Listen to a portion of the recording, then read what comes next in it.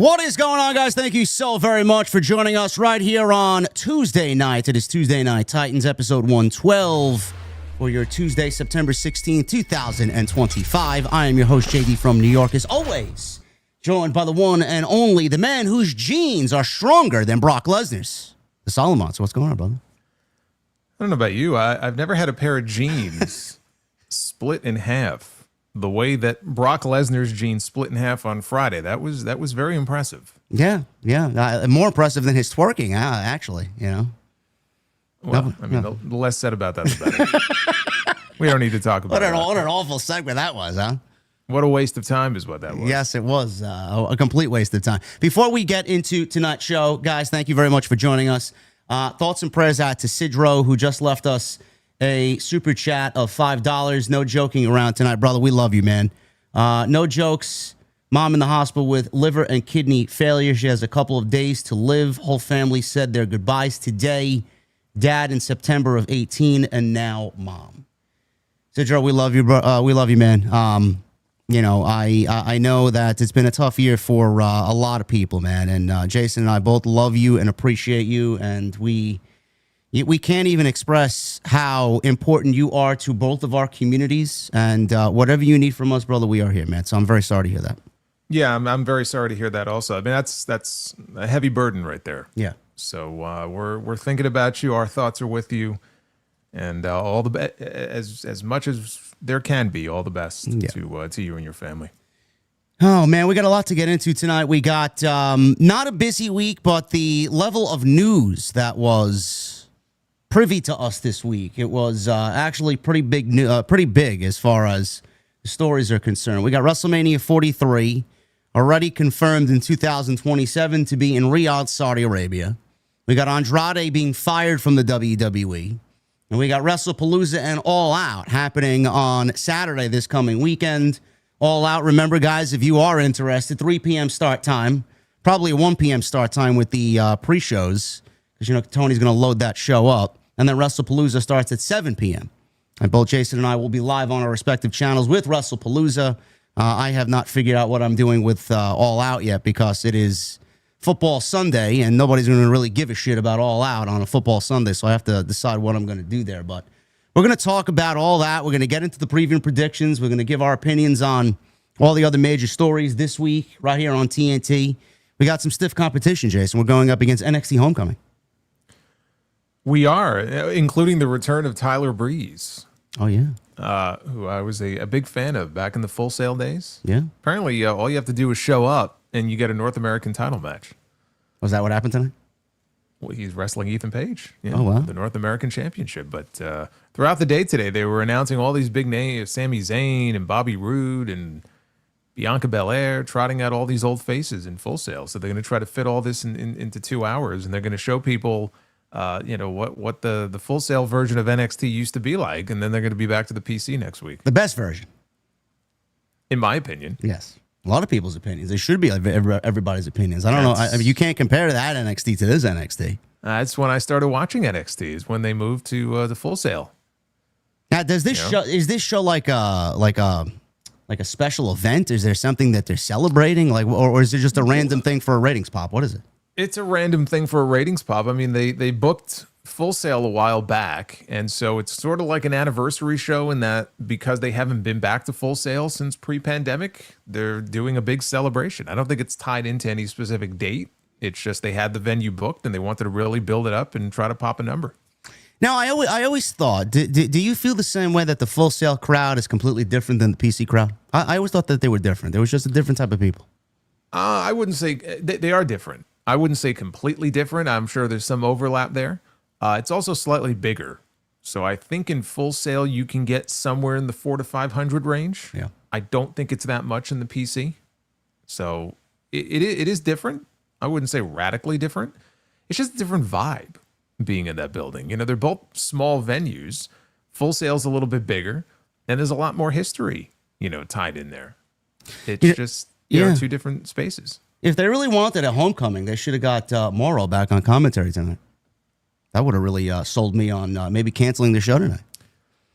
Well, I mean, if you think about it, timing it out it would make sense if Hugger Bailey were to make a surprise appearance tonight, come out to her old music and the inflatable tube men, and right, wouldn't that make sense?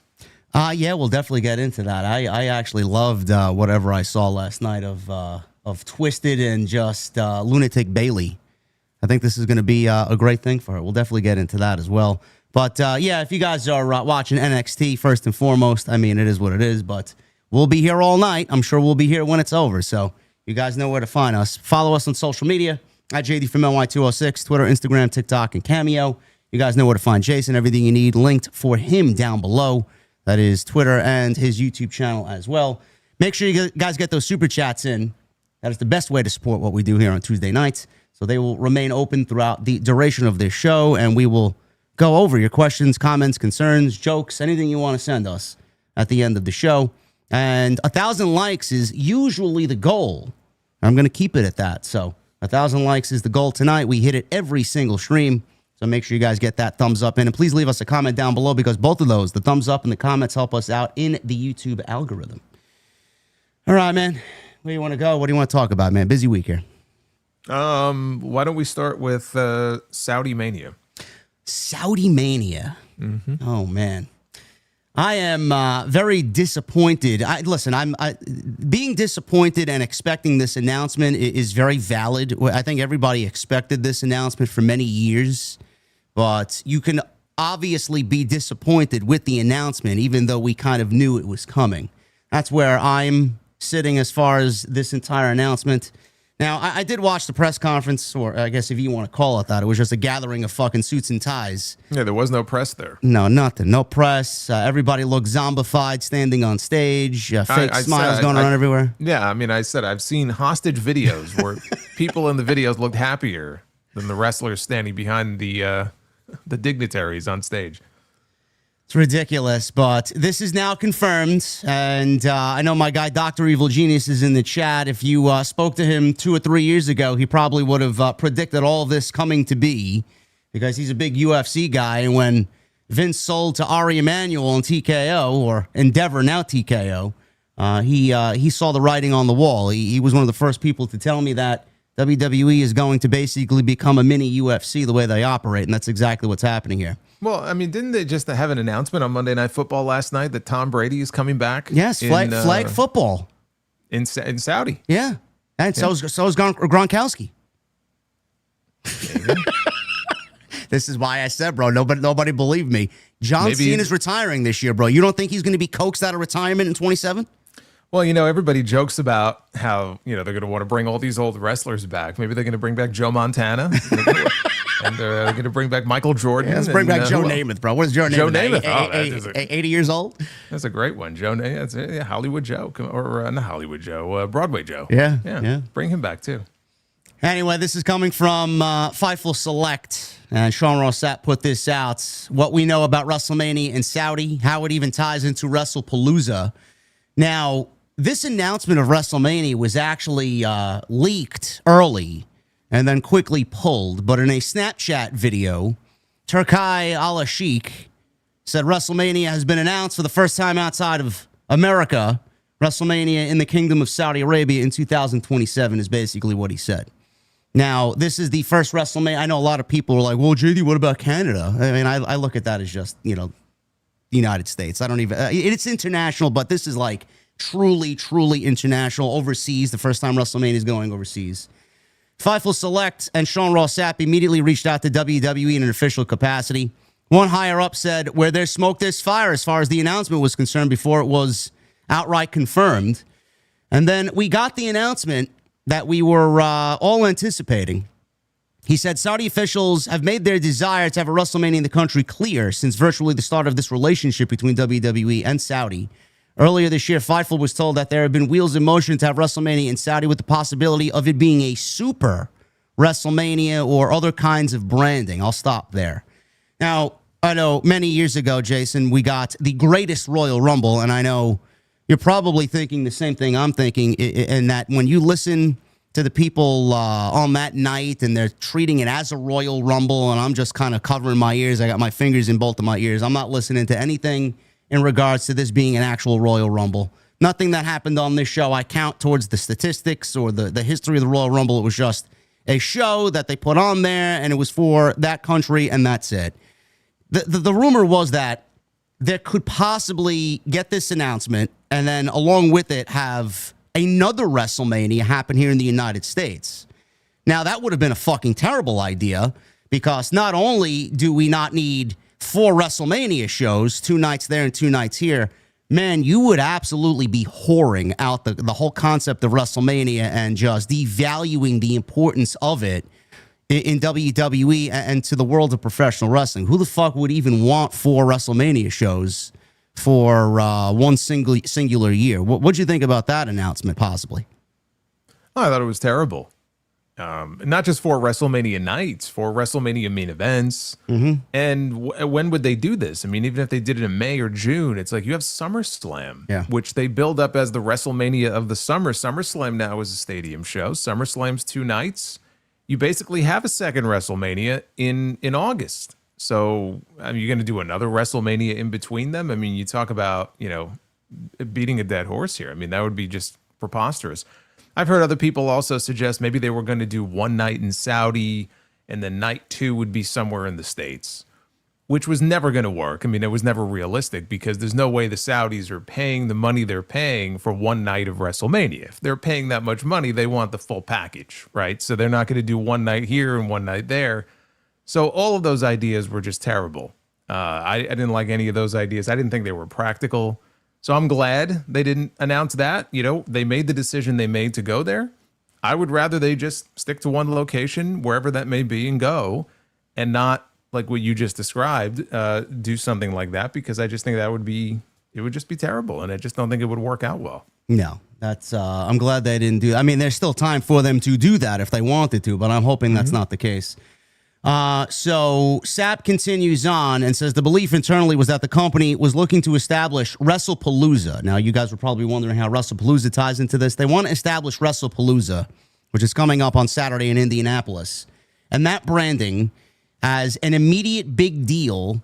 And they want to make this on par with, how important WrestleMania is and how important SummerSlam is. I don't know what exactly that means, because this show was basically born 4 weeks ago out of fucking dust and nothing.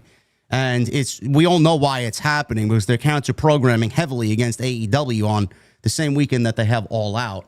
What does that mean to you, Jason, that they want to make WrestlePalooza the same type of importance as some of their other bigger brands like SummerSlam and WrestleMania? I know we have discussed extensively that they want to move a lot of these shows to 2 nights. Do you see them actually doing that first and foremost with something like WrestlePalooza as well? We talk about the Rumble and Survivor Series of WrestlePalooza possibly going 2 nights. No. I think it's more likely the Rumble would go 2 nights. Elimination Chamber would go 2 nights. Money in the Bank might go 2 nights, way before WrestlePalooza does. Eventually, it's a possibility, but like you said, I mean, this thing didn't even exist a few months ago. So what I took that to mean is, and I think in the report, it said they want it to be, or maybe Mark Shapiro said this, that they want it to be seen in the same vein as like one of the big 4. So if you consider the Rumble, WrestleMania, SummerSlam, and really now it's Money in the Bank, but Survivor Series being the big 4, they want this to be on par with that. But those shows have equity built into them. They've been around for years and years. So it's not going to become one of the so-called big 4 or big 5, overnight.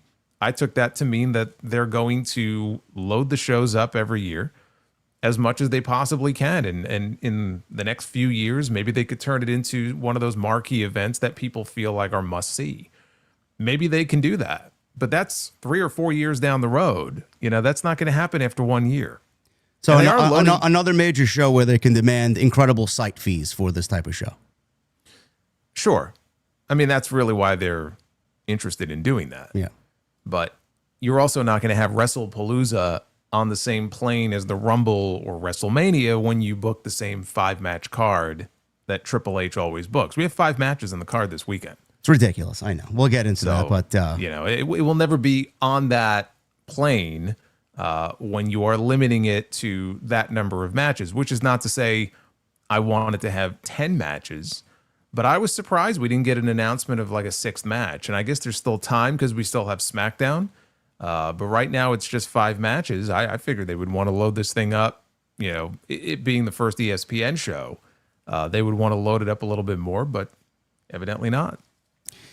So that was the announcement there this week with WrestleMania happening in Saudi Arabia for WrestleMania 43. Meltzer went on to report on The Observer that WWE wanted WrestleMania in Saudi in 28, not 27. They had commitments for 27 already. What those were, nobody knows. So he says the reason it had to be 27, Turkai Al-Ashik is running the show. Ari Emanuel is the head of TKO. Nick Khan is head of WWE. Dana White is head of UFC. Dana White and Nick Khan are ahead, or are the heads of TKO Boxing, which, by the way, they filled 72,000 at Allegiant Stadium and did 47 million plus for that live gate, for that Canelo boxing match. It's fucking insane. So, however, Turkai is the final boss, says Meltzer, because he's the guy with all the money in the world at his disposal. The report also notes that the Saudi partners have specific matches that they want for the event and are working really, really hard to get them, even though it's in a couple of years. I don't know if they're going to be able to get them, but they're going to spend a lot of money to get what they want, obviously. We're talking about anyone coming out of retirement that wants to come out of retirement that's a big name or of big name value who will be able to get a lot of money for this show. That's what they want. Now, there was a follow-up report from Dave Meltzer, and he said that Saudi Arabia is pushing for certain wrestlers and certain matches for this show already. Now, I don't know who that is. I mean, you could probably take a logical guess as to who they want, but they're paying money for it, Meltzer says. The report suggests that any retired legend who is interested in coming back would likely be contacted about appearing on the show. I would presume all of those people would be contacted, and the ones who want to do it will be able to do it. The ones who have any interest in a great payday, they'll be able to get on that show. The door is open to a number of dream matches that the fans have been clamoring for years, if you even want to call them that. Well, I mean, one of the things he specifically said in his report, if it's to be believed, is that the amount of money they're being paid is contingent on getting The Rock, specifically, for a match on that show. So they want Rock in there against Roman or Cody, and we're talking 2 years from now. So The Rock is going to be 2 years older. Well, he'll be 2 years older, but I mean, it's from month to month, year to year, it's impossible to, predict what his movie schedule is going to be like. Although I'm sure for the right amount of money, he'll clear his schedule for something like that. But that was specifically mentioned in his report, the focus on Dwayne Johnson. But yes, naturally, people are going to be thinking about a Steve Austin. They're going to be thinking about Undertaker, Shawn Michaels, who just announced this week he's having a double knee replacement in a month. So his knees will be good to go, 2 years from now. But I read these reports, and again, who knows what's fact and what's fiction. It's not that far-fetched to think that the Saudis would want some of these big names to be on that show. And I just think it just sounds like a disaster waiting to happen, honestly. If you're going to build an entire WrestleMania, for the most part, around your past, then I think you're doing something wrong. Now, they would say differently because they're going to make more money on that WrestleMania than any WrestleMania in the history of the company.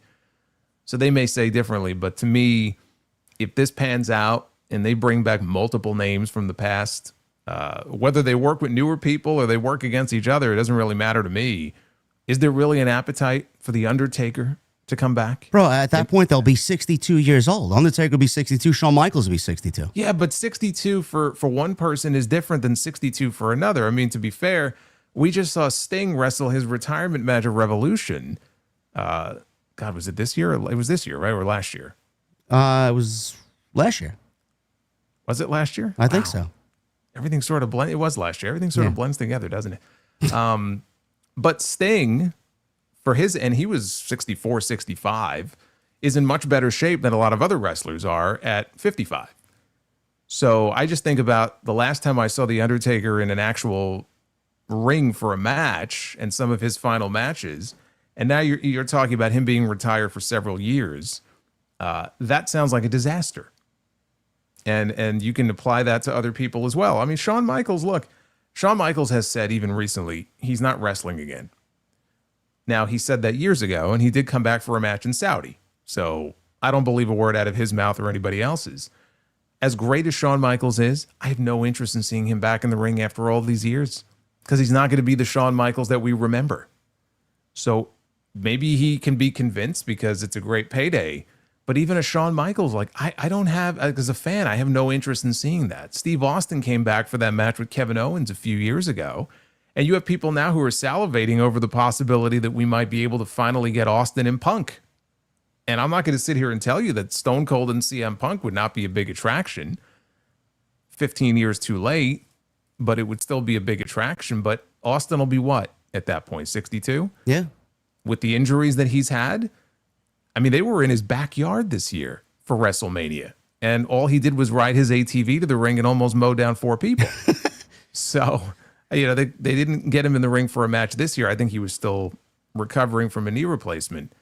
But do we really need this? Is this what WrestleMania should be built around? Well, that's the part that disappoints me. And a lot of people, you know, you got the elitists and the bootlickers who will be like, oh, it's just business and there's nothing to be disappointed about. You should have expected this. That doesn't mean it's right. And for what you said, like you got all these names here: Undertaker, Shawn Michaels, possibly Batista, you know, John Cena. Who knows what John Cena is going to say 2 years from now? He's going to retire in December. They could easily fucking lure him out of retirement with the amount of money that they're paying for this show, which we don't have an exact number. I've heard anywhere between 250 million and 500 million. Whatever that number is. Yeah, I don't know where you get 500 million. I mean, I've heard as low as 100 million, which I don't believe. That sounds very low to me. No. But it could be as high as 250 or 300, which seems a little more realistic. Like, I can't buy into the 100 million number that's being thrown around by some people, just because if we assume that the reports over the years are true and they're pulling in 50 million for your basic Saudi show twice a year, right? You have to assume that for the Rumble, which is coming there in a few months, they're pulling at least double that, right? So the Rumble bringing in 100 million, I could see. For WrestleMania, it's got to be multiples of that. So whatever the price tag is, that's why they're doing it, right? Let's not be stupid about this. I mean, they're doing it because they're getting just a ridiculously sickening amount of money to bring the show over there. However many hundreds of millions of dollars it is. And I'm sure for a lot of wrestlers, it's a hard thing to say no to. I will say this, though. If there's 2 people who I do believe will not go back on their word that they're done and they're retired, it's John Cena and Batista. I do believe John Cena when he says that you will not see him wrestle ever again after December. Like, he will not be in the jorts and the T-shirt. He's done. And Batista has said the same thing where, you know, his dream match was one last match with Triple H. He got that match. And he said, I'm done. That's it. I personally think they're done. And no amount of money is going to change their mind. And there are 2 people, frankly, who are doing very well, and they don't necessarily need the money. You know, because at some point with some of these people, it's like, how much money do you need? Yeah. John Cena is doing very well for himself. Rock, Batista, like, they don't need the payday. So for some, I think they will look at it and go, okay, either I physically cannot do it, or I don't want to go back on my word. Most wrestlers will have no problem going back on their word. I don't even blame them if they say yes. Any of these people that we're talking about, if they want to come out of retirement, that's their prerogative. How could I sit here and argue if someone's going to flash $50 million in their face, right? But that doesn't mean that we have to look at it and go, oh, this is a great idea. It's not. No, it's not a great idea. No, it stifles the future of the company. Yeah, there's a lot of cons as opposed to pros. You know, what is TV going to look like if you are going to include all these legends on TV? Like WrestleMania season this year was fucking brutal. Like out of the 8 or 9 weeks that was, because we got a longer WrestleMania season this year because it took place later in April. Yeah. You know, the TV was so fucking brutal that maybe on 3 given weeks out of the 8 or 9, I could actually say we got decent television. Everything was just so fucking effortless and lazy. What is TV going to look like in 27 during WrestleMania season with all these legends on the show, and you're putting all the young kids and all the younger superstars and the up-and-comers on the back burner? That's number one. Number two, as far as the fan experience, you're completely eliminating that. I'm not saying people from here are not going to travel over there. I'm sure there'll be a few diehards that do travel over there, and they've actually welcomed everybody to come and enjoy the show there. But I'm not going to be one of those people at all. How much do you think those tickets are going to be? Bro, I was even looking up even where this show was taking place because I'm like, it's in Riyadh. I didn't even know what type of stadium was in Riyadh. I actually looked it up before we went live. There's a new stadium coming in 28. I was wondering if WWE was waiting on that. King Salman Stadium, which is going to be 92,000. And the biggest stadium right now in Riyadh is King Fahd Sports City Stadium at over 70,000 people, and that opened in 1987. So I'm assuming it's going to be in one of these places. But yeah, the fan experience is going to be completely eliminated. You're not going to have people traveling from here to there. I would say maybe 95% of the people are going to automatically say no to go over there. You're going to see green shirt guy and all the diehards who have nothing but cash to spend to go over there. And then as far as the entire week, you know what goes into WrestleMania week. Everybody piggybacks off of WrestleMania week. All the indies. Joey Janela's got spring break, this WrestleCon, and all these different promotions just, piggybacking off of WrestleMania because that's where everybody in the industry goes to make money. And they piggyback off WrestleMania. It's great. It's fruitful for the entire industry. What WWE thinks of that, I don't know. They probably look down on that. But as far as that, what about all the old timers and all the legends who are going to be missing out on WrestleCon? I know WrestleCon put a statement out saying that, no, don't worry about it. We're still going to have a WrestleCon. We're going to find a way to get WrestleCon this year. I don't know what that means for everybody descending on that city. The economic impact of WrestleMania on said city is eliminated for us here in the United States. So that's another reason. I mean, I can't really get excited about it because I just look at the fans. I look at the shows potentially being impacted. I just don't get a sense that WWE does these shows because they want to genuinely do it because they love what they do. It's clearly a payout. They sold the WrestleMania concept to the Saudis, and I don't want him back by any stretch of the imagination. I don't think anybody does, but would you agree that Vince McMahon would have never sold WrestleMania out like this to the Saudis in this type of way that TKO did it? Or am I wrong on that? No, I think he would have. Okay. I mean, when you say sold it out, would Vince have ever had WrestleMania, like the actual WrestleMania in Saudi? The answer is yes. Because let's not forget, when this relationship started, it was Vince McMahon who helped spearhead the relationship. And it was even mentioned at the event on Friday, where Al Sheikh specifically mentioned Vince McMahon, which I'm sure made them very happy. He said, my father, Vince McMahon. His father, yes. My dad, Vince McMahon. So Vince was one of the people responsible for spearheading the relationship in the first place. So it's not like he wasn't interested in doing business, with the Saudis. Of course he was. Eventually, maybe not in 2027, but yes, eventually I absolutely believe 100%. Of course it would have happened. Absolutely. Now, we can get into a whole other discussion about whether or not Vince would have sold the entire company out by jacking up ticket prices the way they are and some of the things Mark Shapiro has said recently, but that's a different conversation. But no, I mean, Vince eventually would have done the same thing because he was all in on the relationship because it is an ungodly amount of money, and that's what they're interested in, because they're a business, sure, and they're a publicly traded company, and all of that is true. They're in it to make as much money as they can.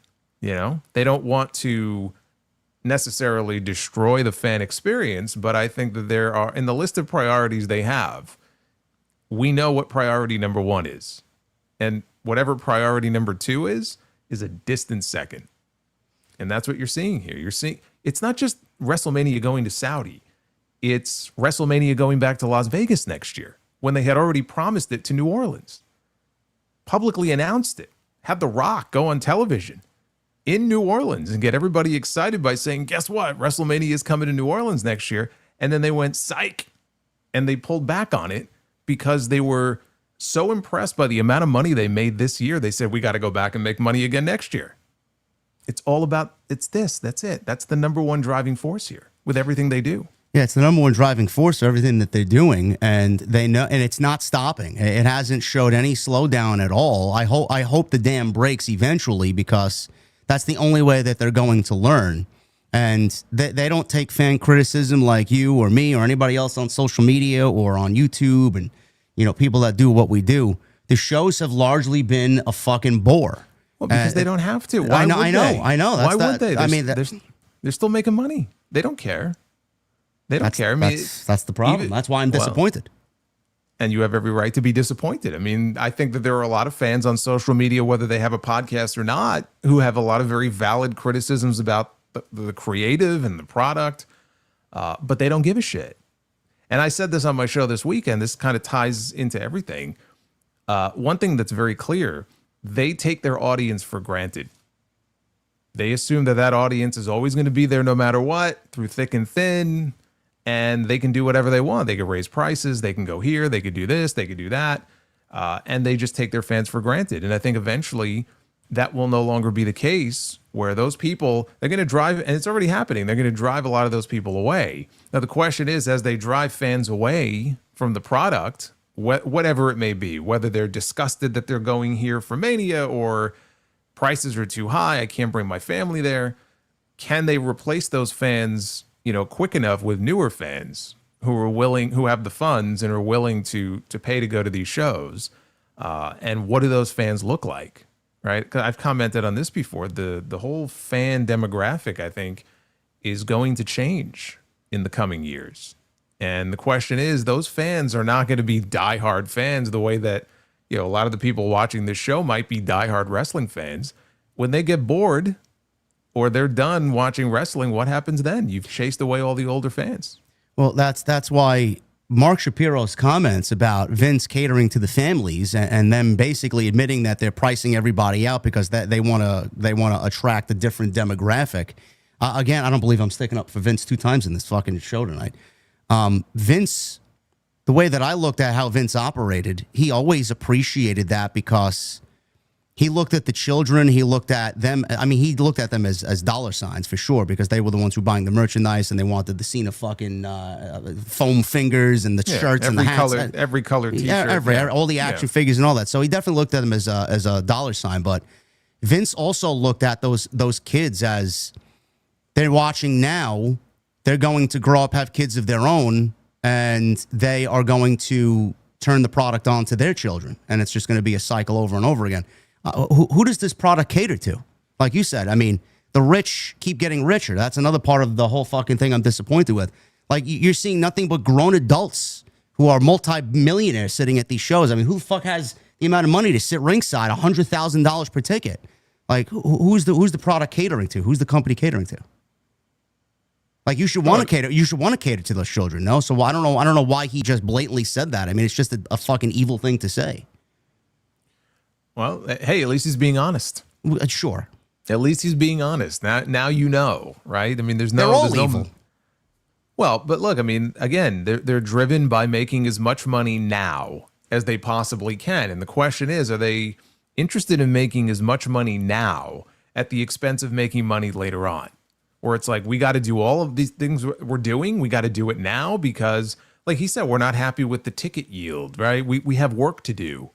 We've done it well with the UFC, but we're not quite there yet with WWE. So everybody who is disgusted by these ticket prices for these WWE shows, it's going to get worse before it gets better. Like, they're not done. They don't think the prices are high enough in a lot of cases. So they're driven by greed, right? Capitalism, that's what happens. But there's a consequence to that if you go overboard. And so that's the question. They haven't gone overboard yet. They're still packing in the buildings, right? They're making all this money. At what point do they step over that line and they take it a little too far and people go, you know what?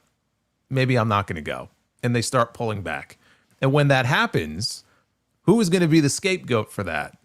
Because there's going to be blame to go somewhere, right? And it's not going to go to Mark Shapiro. So, and probably not even Nick Khan. So who do you think the blame is going, and it could be a year from now, 2-3 years from now, who do you think the blame is going to go to when the product starts to slip business-wise? And it's not quite as hot as it is right now. Yeah, I've talked about the conspiracies of how there's a power struggle, man. Brian Gewirtz will slide right in there, man, and replace Paul Levesque, guaranteed. Whoever it is, but my point is Paul Levesque is going to be the one on the hot seat. Yeah. As the chief content officer, and he has done a very good job of making himself the face of the brand. I say he's like trying to be what Dana White is to the UFC. Okay, that's great when business is hot, but when it's not, what happens then? We can't obviously tell the future. I don't know what's going to happen Sure. 3, 4, 5 years from now. What happens when that dam does burst and the ticket prices are just astronomically high, where we see a decrease in attendance? Are those ticket prices going to come down? I mean, how is They're going to have to. I mean, at some point, they're going to have to. And look, people can vote by not going to the shows. I mean, if it bothers them that much, or if they just can't go, they're not going to go. I mean, look, I can't remember the last time I went to a WWE show. And I say that as somebody who went to 8 straight WrestleManias.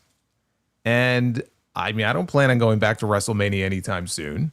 And I haven't been to a WWE show live in forever. I have no interest in it. You know, I'll watch it on TV, but I'm not paying these prices and going to these shows.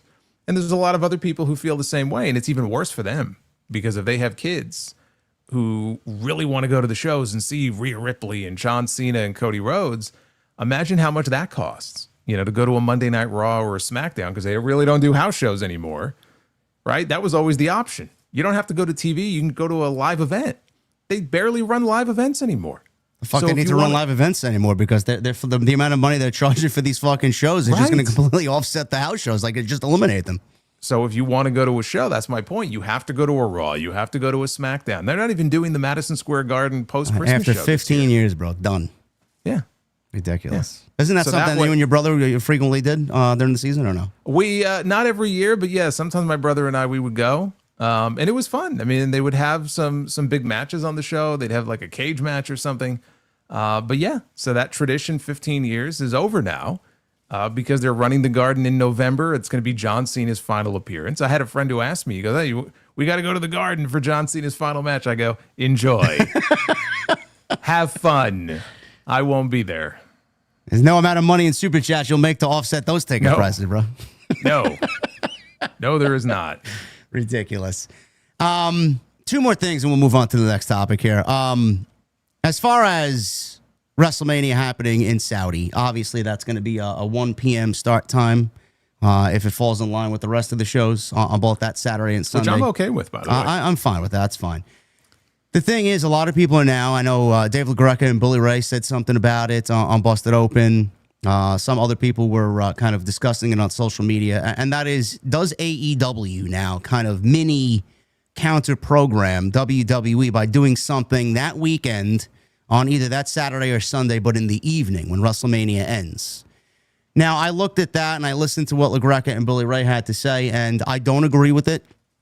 I don't think that AEW is in a position right now, and I don't think that they will be in a position to create some new concept or create some large stadium size show outside of All In here in the United States. Though they did pretty well for All In, but that's got some equity built up behind it. It's their flagship show. So whatever they do is going to be spur of the moment, brand new.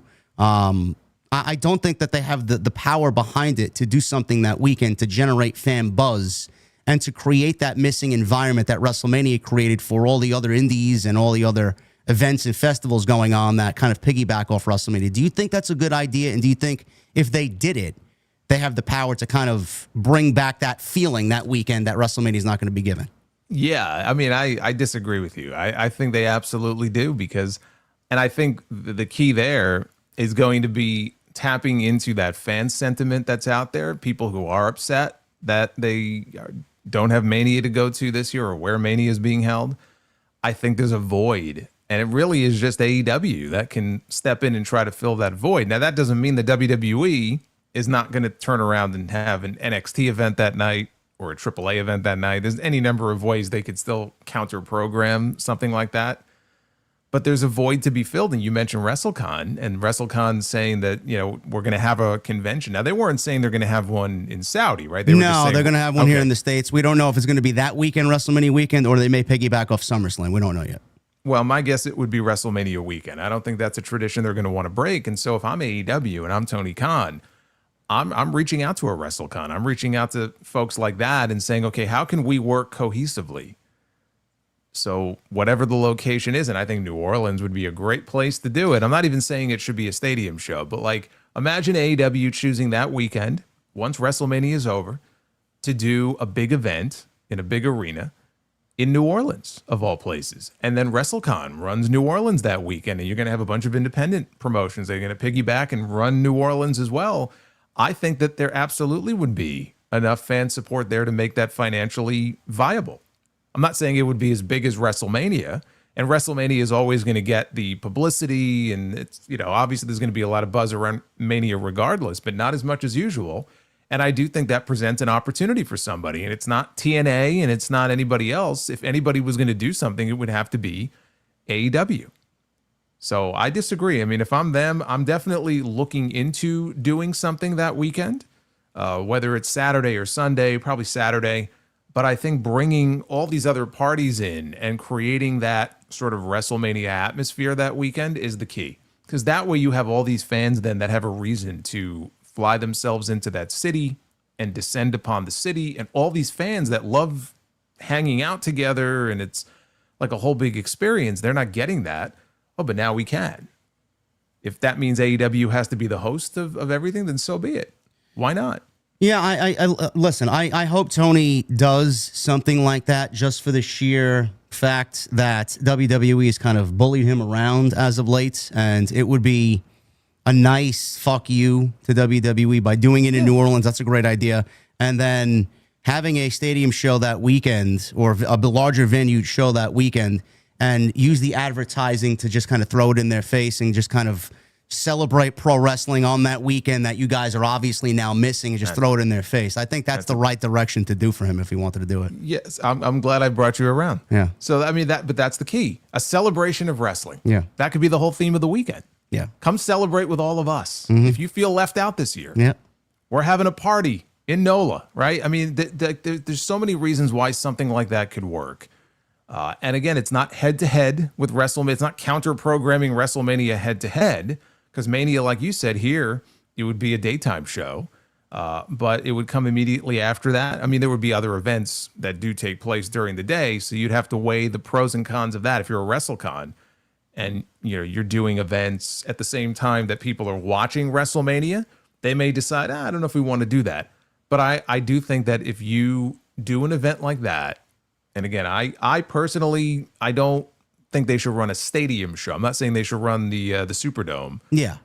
But I think that they could make some money and have a successful weekend, and they could fill that void that is being left behind by WWE. And yeah, in a way, it would be kind of a fuck you to them. Yeah.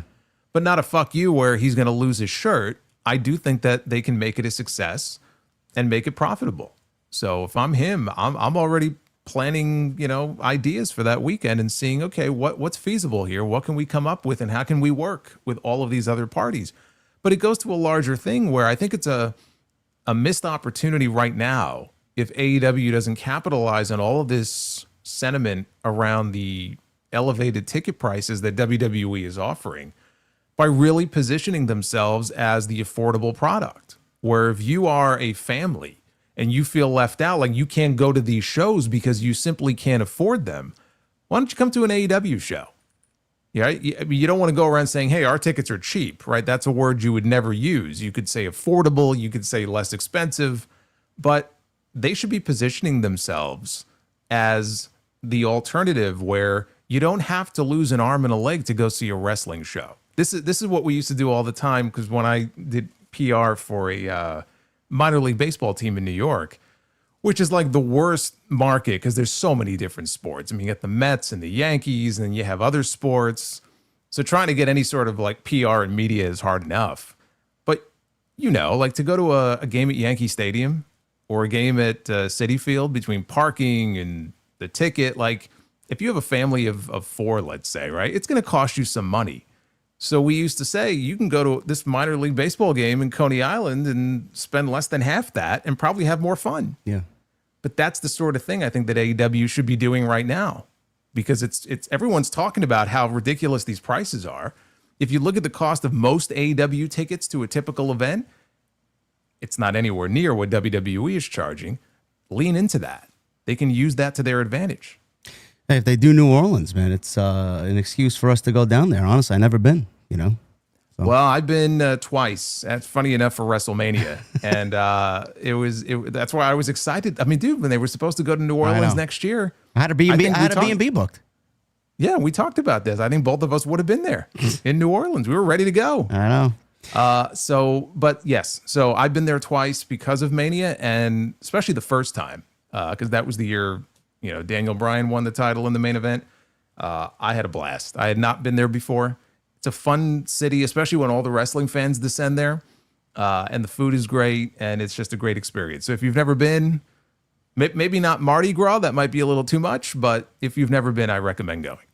It's funny you mentioned the AEW ticket prices. Ricochet legitimately was interviewed by Ariel Helwani today, and he said this in regards to the ticket prices between both companies. He said, so in how the world is today, I feel like having a place like AEW, all those families, all those people who may not be able to afford to go to a WWE show can afford to come to our show and have a good time and experience some new action, experience some new characters, experience some new drama, and experience just an alternative to what has been going on for a long time.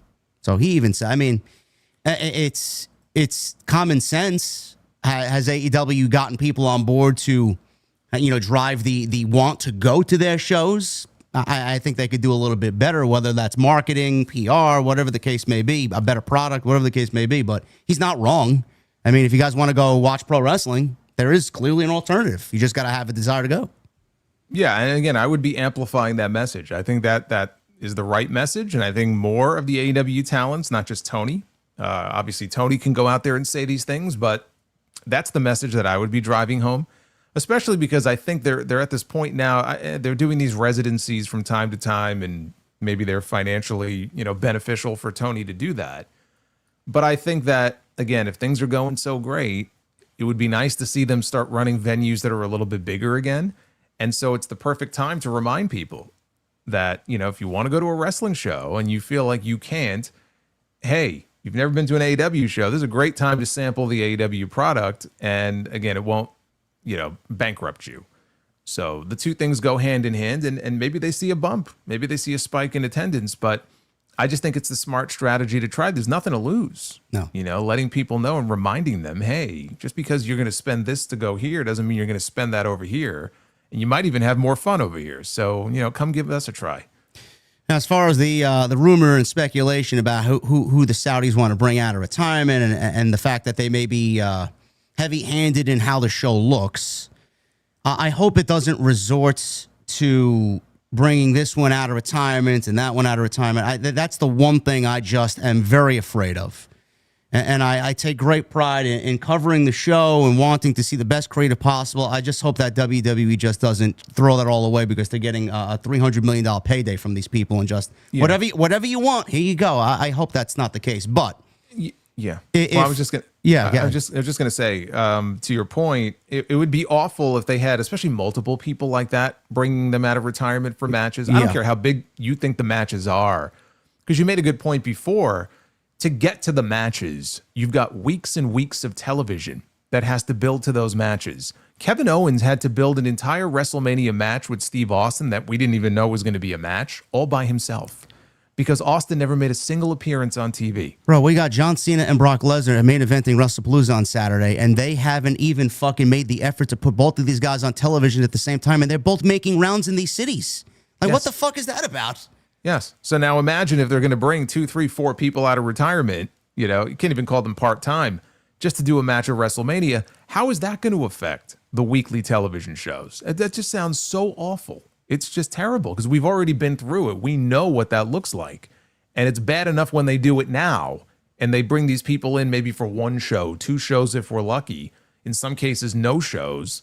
I just can't see how they're going to have multiple matches at a WrestleMania with people like that. It sounds completely awful. It's just the weeks of TV are probably going to be centered around that huge European tour around that time of the year, too. It's like you're going to have all these people want to be on the show, or you're going to want them on the show, and then you're going to ask them to travel and spend weeks and weeks and weeks overseas.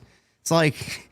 That's a lot to ask for a 63-year-old fucking Steve Austin to leave his ranch in Las Vegas. Yeah, bro, we need you for 5 straight weeks in Europe. He's not going to leave. He's not going to leave Poncho and Macho. Okay, he's got his cats. He's not leaving them behind for weeks and weeks. That's not happening. All right. The thing I wanted to ask you is, if we are looking at an early speculation as far as the talent that could potentially be on this show, I hope it doesn't get to a point where it's like 4 or 5 matches with legends and it ruins the whole show. But if we're talking about The Rock and we're talking about Steve Austin, 2 years from now, are you interested in an Austin and Punk match? And secondly, if The Rock is going to come out and finally wrestle a one-on-one match, I know who I want him to wrestle. Who do you want him to wrestle? If that's the case. If he's going to wrestle, I mean, it's got to be Cody Rhodes. Yes, I agree. Absolutely, 100%. Yeah, I mean, the story is right there for. I mean, some people might think the bigger marquee match, the Saudis might think the bigger marquee match is Rock and Roman, but you had a story. You did not finish that story. The story is still unfinished if you wanted to finish it. So if they were going to do it, Rock and Cody all the way. As far as Austin and Punk, are you interested in that 2 years from now? You know what? I could be persuaded if you actually had them invested and we got them in the ring for promos and stuff. I don't see them doing that. I think all the things that people would have been excited by for an Austin Punk match 10, 12 years ago, 15 years ago, that they think they would get this time in terms of the build up to that match, you're not going to get it. So I would just as soon say no. I think that ship has sailed. There's multiple dream matches that I would have loved to have seen. And they all should have happened years ago. Undertaker and Sting, Austin and Punk, Shawn Michaels and AJ Styles, right? There's probably multiple other ones as well. And it just gets to a point where be careful what you wish for, because you might get it, but you might end up being very disappointed by what you get. I don't necessarily want to see it and then end up feeling like, man, we really should have gotten that 13 years ago. I wish I didn't see that. So I'm going to say no. I really would rather them just stay away from it because I don't think it's going to live up to people's expectations. Yeah, that's the same way I feel. I would be more excited about the verbal exchange back and forth. Even then, 15 years too late. What WWE 2K was it where they sat down with Jim Ross? What was that? 13 or 14? I'm pretty sure 2013. Okay, yeah, that's when it should have happened. And that had me hyped up. Yeah, they certainly left you with that sit-down interview with the impression that, hey, we might actually have a shot at getting this, and then we didn't. We will see how this all materializes, folks. I know I'm not excited about it yet. Hopefully WWE changes my mind, but I'm very disappointed that Saudi got it first and the United Kingdom did not. But it all comes down to the almighty dollar. They didn't want to pony up the dough. So, and there's no way that they could anyway with the amount of money Saudi's paying.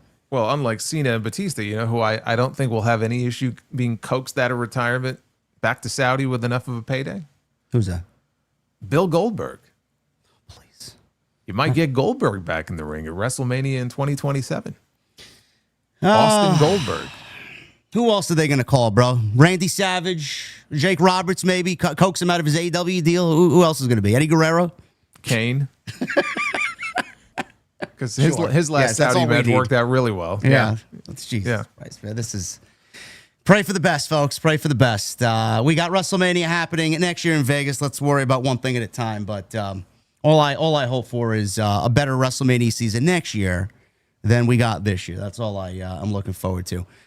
I guess we could stay... You know what? Let's go into the Andrade stuff. Let's get the two big things out of the way. Then we'll talk about the weekly shows.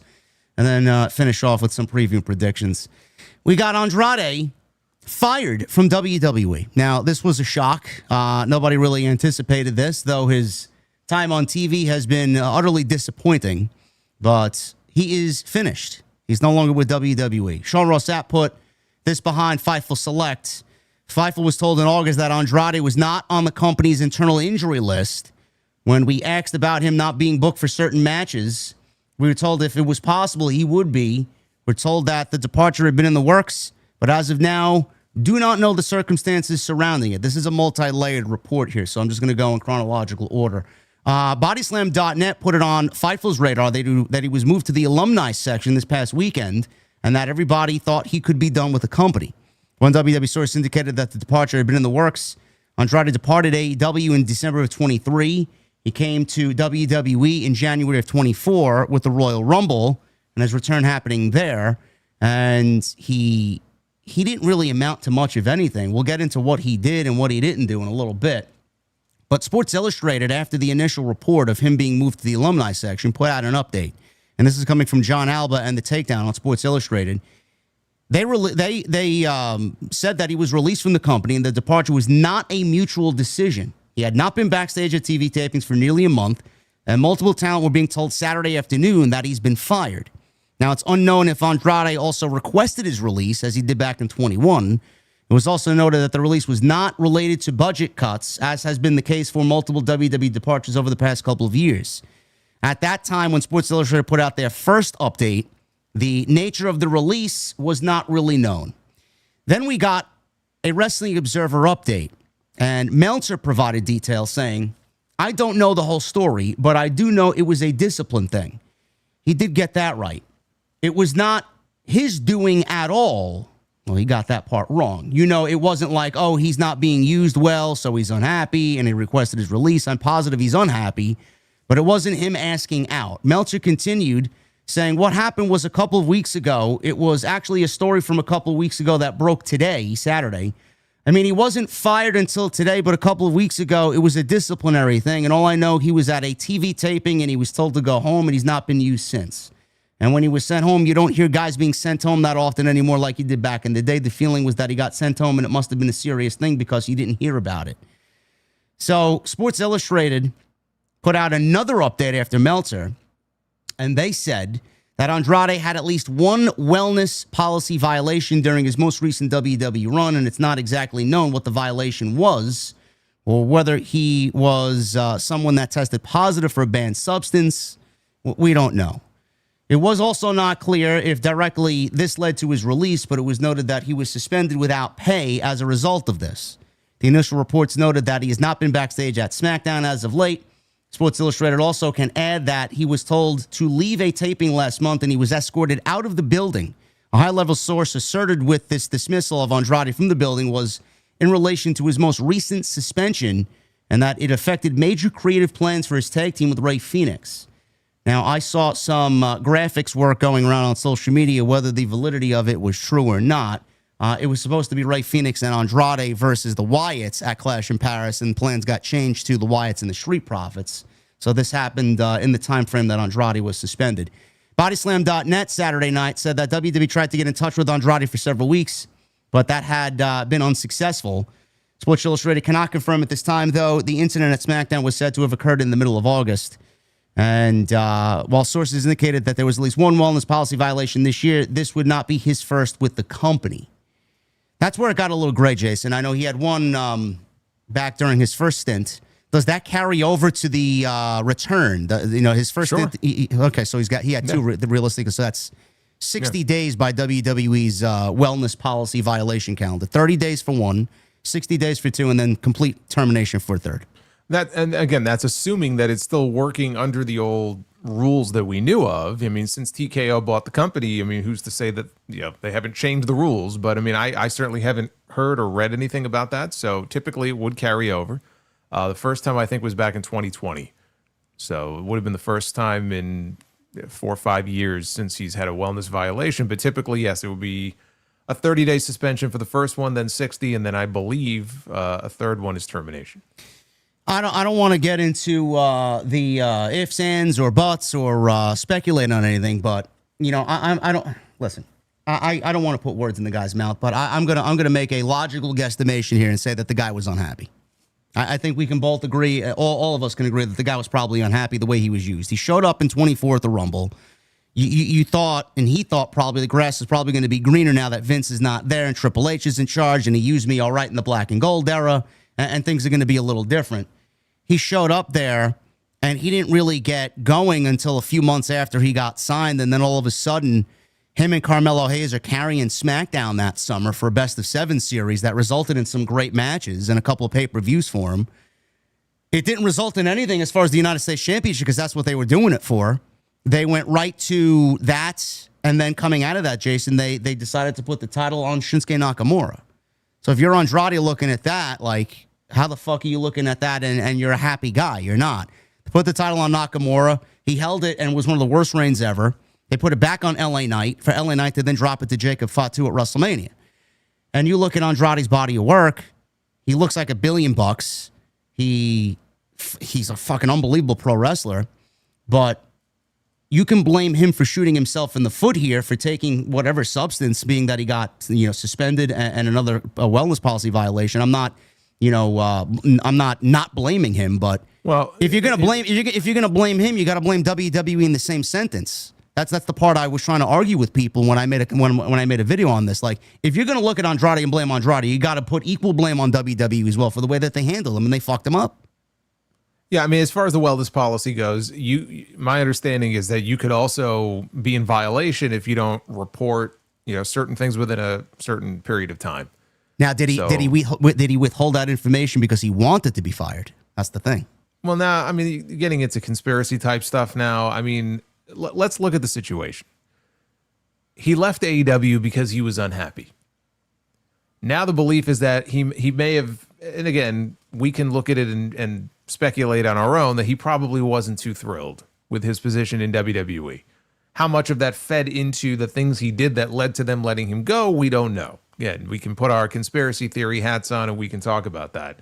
Let's assume, though, that he was not fully happy with his position or his status in WWE. It's the same story as with AEW, where he obviously wasn't happy. He wanted out. And so he came to WWE, and there were some people who thought, okay, this is a fresh start for him, and maybe had some high hopes. And really, he ended up in a position that wasn't much better than the position he was in the first time there. And maybe people thought it would be different. I thought it might be different because the big difference is that there's someone running the creative end in WWE now who happened to be a part of NXT at a time when he was the NXT champion. So when he was the NXT champion as Andrade El Idolo, that was still back in the Triple H days, right? The black and gold days. Yeah. Now Triple H is in charge of running creative for Raw and SmackDown. Maybe he stands a better chance. But I think it goes to, and I don't know him personally, he's a tremendous talent, but I think it goes to potentially this issue where in NXT, he was a top guy and he was the champion. He wasn't in AEW, and he wasn't either time on the WWE main roster. And I don't know that he necessarily is going to be fully satisfied or fulfilled unless he is in a top position. I'm not saying he needs to be in the Cody Rhodes position, but just in a consistently top position in that company. And the issue is that was never going to happen. It wasn't going to happen in AEW. It wasn't going to happen in WWE, and it's not going to happen if he goes back to AEW. All right, bro. He wasn't being pushed as a top guy. He might not have had the tools to be a top guy on the main roster, but they didn't even push him at a medium level for the IC title, the US title. Right. Well, I'm just saying that could be why, if he's not happy, that could be a big part of maybe why he wasn't happy. Yeah. If in fact he wasn't happy, because they're saying that this wasn't his decision to make. But I look at him and go, how could he be fully happy? Because he would disappear for weeks at a time and we wouldn't even see him on television doing anything. It wasn't like he was on TV just doing jobs, or he wasn't doing anything. So how can you be satisfied? I mean, yes, they had him in the Money in the Bank match last year. They had him in the Money in the Bank match this year. He didn't win either one of them. So they would dust him off every now and then to do stuff like that, or he would be in the King of the Ring tournament, or whatever it was. And then this random pairing came up with him and Phoenix, and they started to really gel together. And then they had the TLC match at SummerSlam, and then we hadn't seen him since. And it makes me think of Rey Fenix. Rey Fenix, I think it's safe to say Rey Fenix may have burned a bridge in the way he left AEW. Andrade did not. Andrade's departure from AEW, from what I can remember, was actually pretty amicable. And even Tony Khan commented on it at the time and said that, he looks forward one day maybe to working together again, and he's a tremendous talent. So as far as like what his next move is going to be, I don't know, because I don't know what is going to make him happy. But I think him going back to AEW is certainly a possibility, because it's not like he nuked, his potential re-entry into that company. I just don't see how he should expect, or Tony Khan should expect, that things are going to go any differently if he does go back there. There's no reason to think that it's going to end any differently than it did the last time. I don't see, if you're Andrade, how you go back there and expect things to be different, because you'd be without a mouthpiece now, and that's the whole fucking problem. Yes. So it comes down to expectations. Yes. What are his expectations? What is he looking for that will make him happy in either of these two companies, where it's very clear to me In AEW, because they just have such a wealth of talent. And in WWE, because figure out whatever reason you want to come up with. Obviously, promos are not his strong suit, but he's never going to be slotted in a top spot on Raw or SmackDown the way he was in NXT Black and Gold, right? That's just, it's not going to happen. If it was going to happen, it would have happened by now. So I don't know what his expectations are. He's got to figure that out and what he wants to do. Obviously, he'll clean up on the indies and, does he want to go and travel the world or do Japan? I don't know. In WWE, though, could they have done more with him? Absolutely. As far as blame, if you're going to assign blame for what happened here, it goes both ways. It does. If we're hearing stories that he failed the test and we don't know the nature of what he failed for, but if he failed the test, if he ghosted them, because that was another report, I think, from Sports Illustrated or maybe bodyslam.net, where he basically ghosted them and wouldn't return their calls for weeks. Now, if that's true, then if you're WWE, you've only got one decision to make. If you're trying to get in touch with this guy and he's not returning your calls for weeks, if that's true, that alone is reason enough to release the guy, let alone if there's a failed test. So it sounds to me like he certainly gave them plenty of ammunition to get rid of him. And if the idea, if you put if you put the tinfoil cap on and you're like, oh, well, maybe he did this on purpose because he wanted to leave. This was not like a situation where his contract expired. So if it was a disciplinary thing, I don't know how much time he had left on his contract, but if it was a decent amount of time, he ain't going nowhere. I think he had 18 months left, the report said. Okay, well, then he's not going anywhere.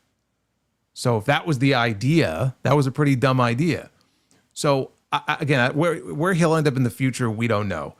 There's blame to be split evenly to me as far as how did this run go so wrong?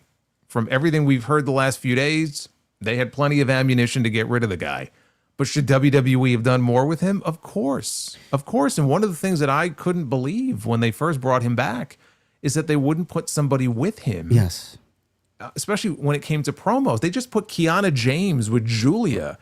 Andrade could have used somebody more than Julia could. Bro, and they gave her somebody. That's the one thing that's disappointing out of all of it. It's the fact that when he first showed up in NXT, I didn't know who he was. He was by himself. Then they paired him with Zelina.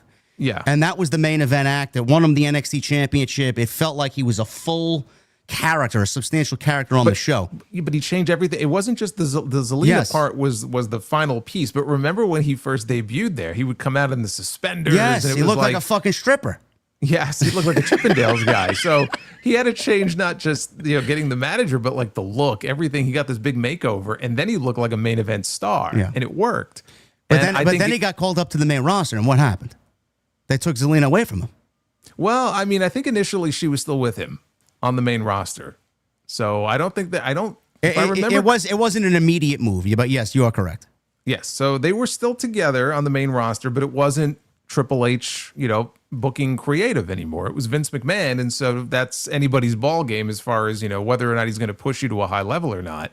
Point is, I think he won the U.S. title, and beyond that, they didn't do anything else with him. He was at a certain level, and I'm sure he was unhappy, and that was how that first run ended. But he went to AEW, and they were doing some stuff with him, but again, he kind of fell between the cracks in many ways. Funny enough, the most memorable match, maybe the best match, that he had in AEW, I think, was the last one he had, which was the World's End match against Miro. Yeah. Right? I remember that being a really good match. I know he had the match with Cody, right? Wasn't that the match where Cody got burned? I think so, yeah, yep. Beyond that, I don't remember much of anything that he did in that AEW run. So you look at WWE, they weren't doing anything with him. He had the best of 7 series. It led to nothing. Even if he wasn't going to win the U.S. title, coming out of that, right? Because they carried SmackDown for months. Coming out of that, at least have a battle plan on what to do with him. It's like he went right back to catering and they had nothing else for him. Like, okay, we played this out and it's over and we're going to move on to something else. And they didn't do anything with him. Now, they bought AAA. And so you look at that and go, could that have been a benefit to him? I look at it a little bit differently, and I genuinely wonder, and I would be curious if he does any interviews, if he talks about this. Because there were reports that there were never even any ideas pitched for him in AAA, so it's not like they pitched something and he was unhappy with it. But I remember when Triple H made that announcement, WrestleMania weekend, and he had all the Hispanic talents, right? All the Latin stars lined up behind him. Stephanie was there, and the LWO was there, and they had Andrade there. And I'm watching this, and Triple H is putting him over, one of the biggest stars in the world, right? And I couldn't help but laugh, because just based on the way he was being booked at the time, it's like, if you honestly believe that, then something's wrong here, because he wasn't really doing much. So is that something Andrade would have looked at and said, yeah, I really would want to do that and be part of, the AAA, the Worlds Collide stuff? Or would he have looked at that and said, you know what, they're going to have me doing this for obvious reasons. They're just going to sort of shuffle me over to that stuff, and I'll work AAA matches. But I want to be on the main roster doing stuff. I don't want them to just shuffle me off over here. Is that something he would have been almost offended by? Yes. Or is that something he would have embraced? Because I feel like if I'm him, I would be looking at that going, all right, like, this is what you're going to use me for now? Yeah, it would just be him collecting a payday. He would absolutely be offended, because I don't know if you watch Worlds Collide. I'm saying to myself as I'm watching this, this is exactly what everybody thought it was going to be. It's just a fucking NXT takeover. That's all it is. It's NXT Mexico. Yeah, that's exactly what it is, yeah. Without the branding. I mean, that's what, and I the look, the vibe, the commentary, the fucking matches, Yeah. the roster, the talents, like, it's basically a Mexican takeover. It's NXT Mexico, and they're doing with AAA what they did with TNA, where they take these titles and they put them on their own people. So that, they're doing it with AAA as well to some extent. But then I look at someone like a Dragon Lee. Dragon Lee is another person who, and I think he and his wife had a kid at some point, but it doesn't explain. There was this period of time where he just disappeared. We didn't see him. And now that he's been sort of involved in the AAA stuff, he is getting some more television time, even on Monday Night Raw. So you kind of look at it and weigh the pros and cons. Some of these guys might benefit from being a part of the AAA thing. Maybe they still get some appearances on Raw and SmackDown. I don't know if that would have been the case with Andrade. If they made him a part of that, maybe he could have been, a future mega champion, and maybe that would have helped him on the main roster. Who knows? But like, if I'm him, I didn't join WWE to go wrestle for AAA. I joined WWE because I thought you saw something in me to where, you were going to elevate me to a certain level, and that wasn't happening. So I think it's a case where he probably wasn't very happy. I don't necessarily think that means he was trying to get fired, but I don't know what his expectations are if he were to end up going back to AEW. Like, what would he be expecting to be different if he was to go back to where he was before? Because he wanted out the first time. The second time's not going to be any different. Tony Khan's not going to see him any differently than he did 3 years ago. No, he left AEW, even though Tony had some nice things to say about him, and he graciously let him out of his contract. Yeah. He let him out of his contract to go work for the enemy, and now he wants to come back. If I'm Tony, if we know anything about Tony, he's very petty. Does he allow Andrade to walk back in after knowing he let him go work for Triple H? I just can't see that happening. He might. I'm just looking at it if you're Tony Khan and you're looking at this, like, is there a need to bring him back in? Like, well, with the amount of injuries, you could obviously put him in the main event scene if you wanted to, if this is where the best wrestle, quote unquote. Yeah, they still have enough people where even with injuries, they have other people they can plug in there. So if I'm Tony Khan, I don't know that he needs Andrade, as talented as he is. Do I think he would be willing to give him another chance and bring him in? Yeah. Because again, I don't think he burned a bridge when he left the first time, like some other people might have. So maybe he'll end up back there. I don't know. I don't even know when he'll be free. Again, it depends how much time he had left on his deal. He hasn't commented on this other than to say, thank you, WWE. I saw he posted a tweet. And he called MJF a pussy. And he called MJF a pussy. I did see that. See, the thing is, bro, I don't want to put words in Andrade's mouth, but if I'm Andrade and I'm looking at this situation from the outside looking in, you hope the grass is greener. You hope things are changed from your first stint there. They did not work with him to correct the weakness, or at least aid the weaknesses that Andrade had. Now, I could easily blame Andrade as I could WWE. His English still wasn't all that up to par. Like, you see Stephanie Vicaire, she reportedly last week took time away from Raw to speed up the process of her learning the language. And you see how that's coming along. She's a lot better than when she first got to WWE. Andrade, to me, from what we heard and what we saw on SmackDown, didn't really put the effort to kind of accentuate himself for one of the biggest things as far as a WWE superstar is concerned, and that's cutting a promo. They gave him very limited mic time, and when we did get mic time from him, I could barely understand what he was saying. Well, it's not only mic time. I mean, it's mic time on TV, but when they send certain wrestlers out to do press and, media stuff and Radio Row and all that kind of stuff, you never see Andrade as part of that. No. They'll send out Damian Priest. They'll send out, beyond the top level guys like a Cody or a Cena. Miz. They'll send out a Damian Priest. They'll send out, people like that. You never see Andrade doing that because that's a very important part of what you're expected to do in WWE. So I don't think, that's why I say, I don't think he was ever going to get above a certain level in that company because there were certain weaknesses, in his game, and it had nothing to do with his in-ring work, that were strikes against him. And so you're only going to get so far working in that company when there's such an emphasis, placed on that kind of stuff. He really handicapped himself. Well, yeah, imagine having that and then have it taken away from you, and then you go to AEW and they pair you with Vicky Guerrero. I don't know how long Chavo was there. I think Chavo was a part of that as well. They tried to correct the mistakes that Vince took away from him in AEW, and then they didn't do anything with Andrade after that. They dropped that whole act for whatever reason. Maybe it didn't work out. And then they paired him with Jose, the assistant, and they put him in LFI, Roosh. That was a great pairing, and they didn't do anything with him there either. And Jose was a great representative for Andrade, and that group was really promising, and they never went anywhere with it. He eventually asked for his release. Then he comes back here, and they still don't correct the mistakes or aid the weaknesses of Andrade to propel him to be someone that is a viable contender for an Intercontinental title, United States Championship, or even a World's Heavyweight Championship. That pains me to see as far as his perspective. And then additionally, look at the fucking people on this roster that they just dropped the ball for Andrade on, bro. We got Andrade Gunther, never got it. Andrade Cody, never got it. Andrade Black, again, from the NXT Black and Gold days, never got it. Andrade Johnny Gargano, never got it. Andrade Dragunov, Miro. I mean, the list goes on and on. How do you have this sea of talent and then look at this guy and then not want to do anything with him and not be compelled to do anything with him? That's what bothers me as a fucking fan. Sure, he shot himself in the foot, but WWE is equally to blame here, man. And I just don't understand their line of thinking. It's fucking terrible. I don't know. Yeah, I mean, look, you could say that about multiple people that Triple H has brought back, that you would think he was high on from their time in NXT. He gave second chances to a lot of people who left the company or were released the first time. And I mean, I don't have, the percentages in front of me, but just as I think back to it, how many of those worked out when he brought them back? And this time he's in charge of creative. And it just seems like there either was no interest, there was no great interest in doing anything beyond surface level stuff with them.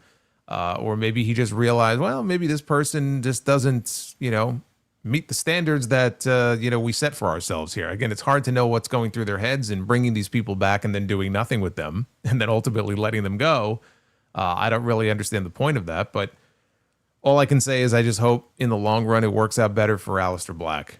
He had brought him back. He's still there. He hasn't really been doing a whole hell of a lot. This feud with Damian Priest is like the first real thing that they've been doing with him. I'm still waiting for him to get going. I mean, it's not like they've really been doing a lot with him either. He's another example of a guy who left and went to AEW, came back, and I'm still waiting for him to get out of that first gear. So this is becoming a pattern with Triple H and some of the people that he's brought back to the company.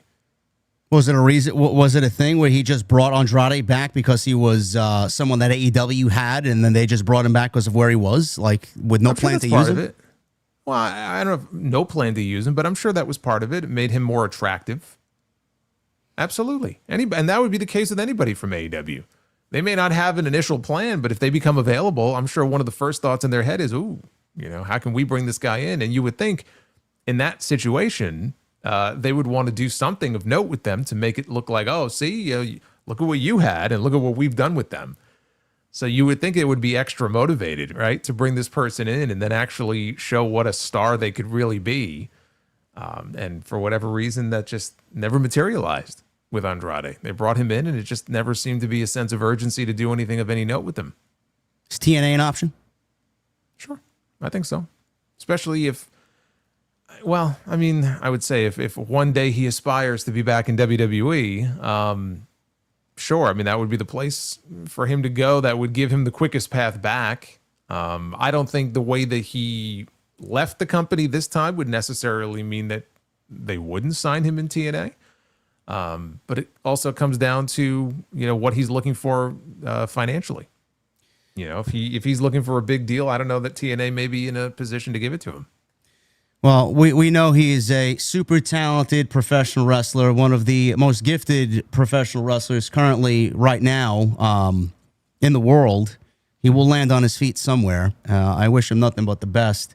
Does he have a 90-day non-compete attached with this because he was fired? I'm assuming, right? Yeah. No, but this is what I'm saying is that we don't know.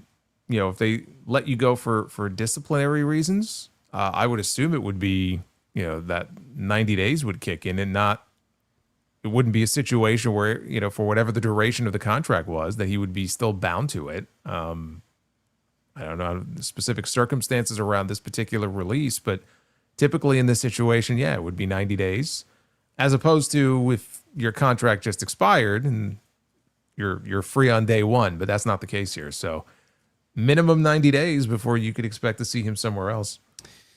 It's crazy, folks. So he's gone. He will land on his feet somewhere. So we'll definitely keep you posted on that. Let's get into the WrestlePalooza preview and predictions here. We got a 5-match card we're looking at on Saturday night, 7 p.m. start time. Jason and I will both be live on our channels covering the show on Saturday nights.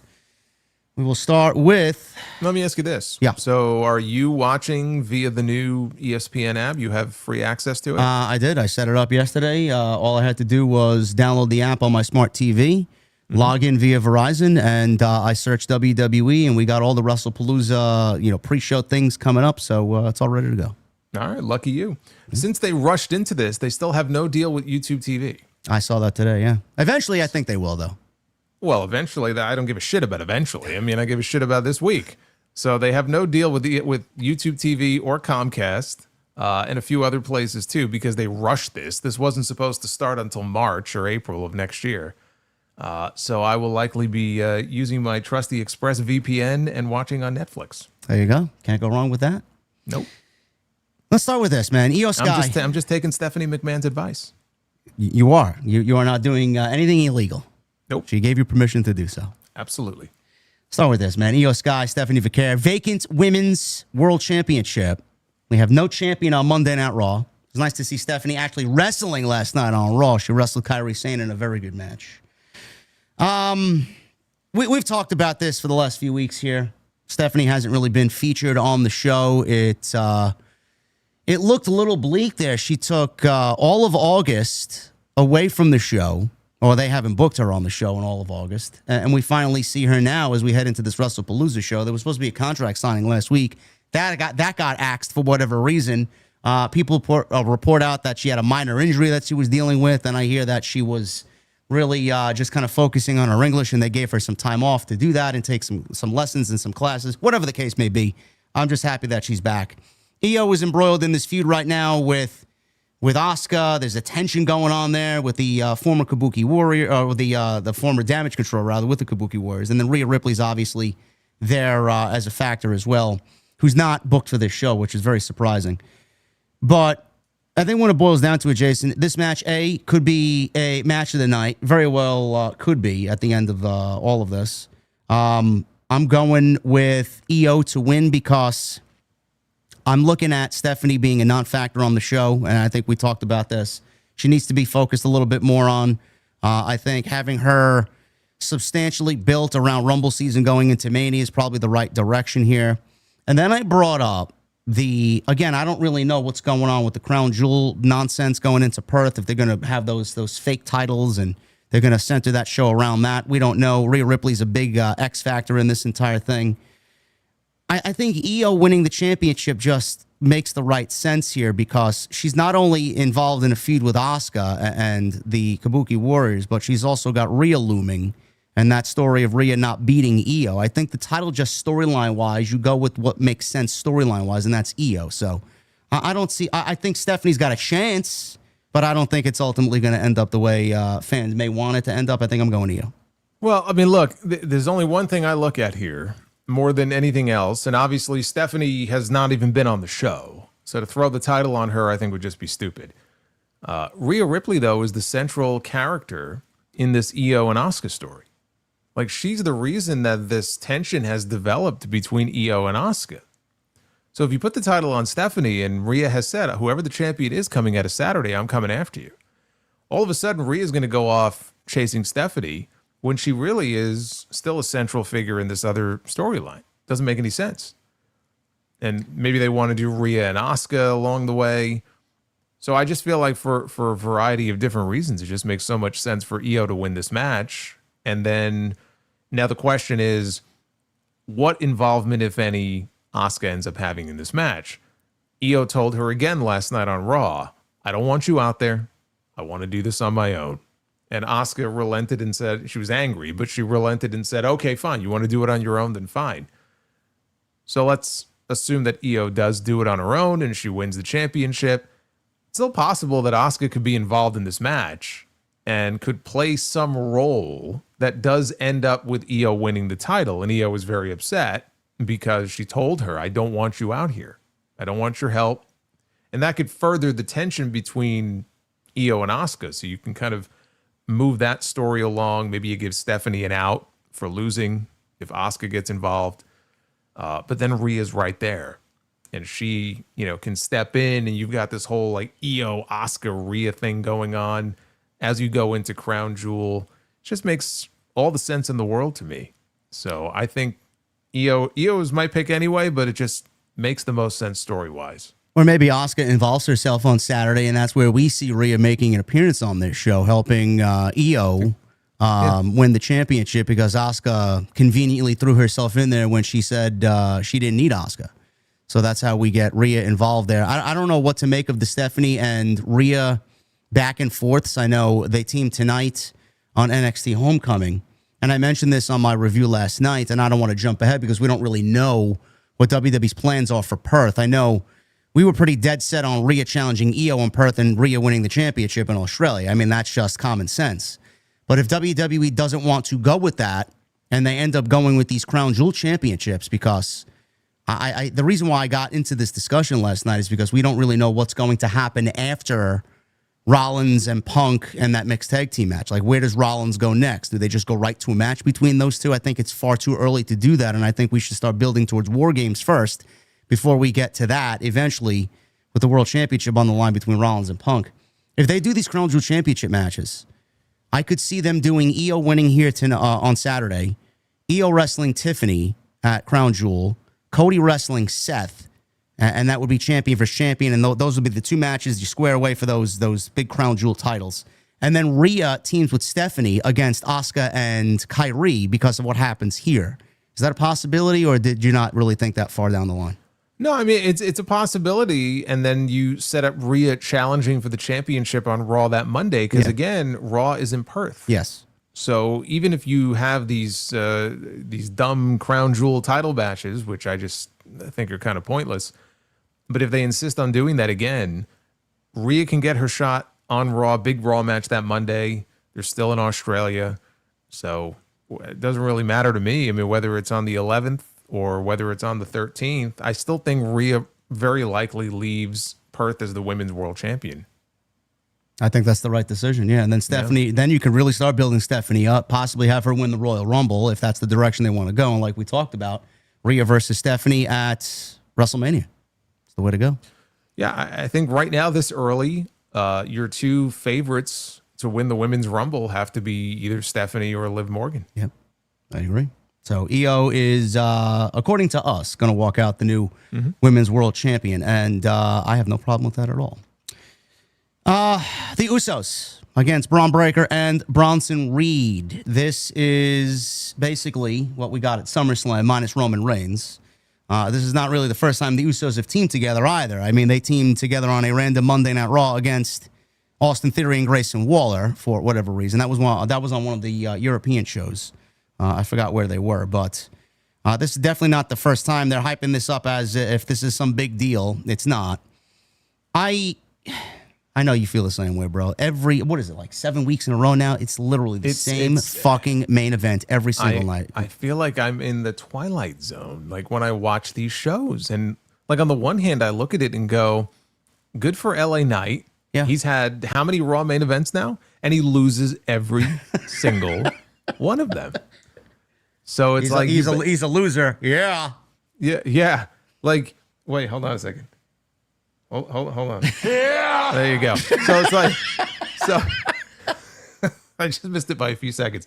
So again, on the one hand, it's great that he's featured in these matches, but when you consistently lose the way that he does, I just don't see how that really, in the long run, is going to benefit him. But beyond that, it just feels like we're watching these reruns every single, like, how many combinations of singles and tag matches with the same people over and over again can they come up with? Bro, there's two instances that it reminds me of, bro. I never want to go back to these again. First, I'm going to mention the Riot Squad versus a mixture of Bayley, Sasha, and fucking Natalya. How many weeks did Vince run that back?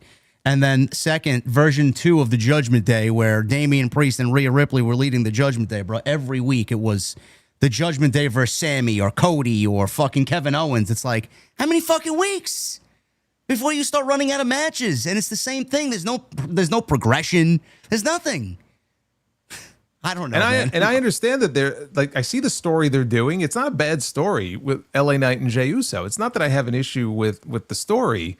I just wish that there was some more variety in the actual matches that we're getting at the end of these shows, because it's to the point of just like comedy now, where they're just running the same shit back every single week. And at what point do you just run out of combinations to do? So now, of course, we saw what happened the last 2 weeks. Last week, Jey Uso speared LA Knight. Last night, LA Knight gave him a BFT. That's really the real story going into this PLE, and LA Knight doesn't even have a match on the show. But we have this match. I thought it was a mistake to have Breakker and Reed lose at SummerSlam. I think it would be a bigger mistake to have them lose this as well. How are you going to have them lose both of these? Oh, they're absolutely losing. LA Knight's going to cost the Usos this match, guaranteed. Well, that's what I mean, though. Yeah. So, like, you have to have Breakker and Reed get the win here. Yeah, and then that's going to further the speculation. Is he working with the Vision? Because I predicted last week that he may end up joining the Vision. If you can't beat him, join him. I don't know if that's the case or not, but I'd like to see. Yeah, I mean, it'll feed it. I don't know if he is or not, but I mean, it'll feed into that at least, because that's the real story here. The real story here is Jey Uso and LA Knight. How could he not be involved in this match in some way?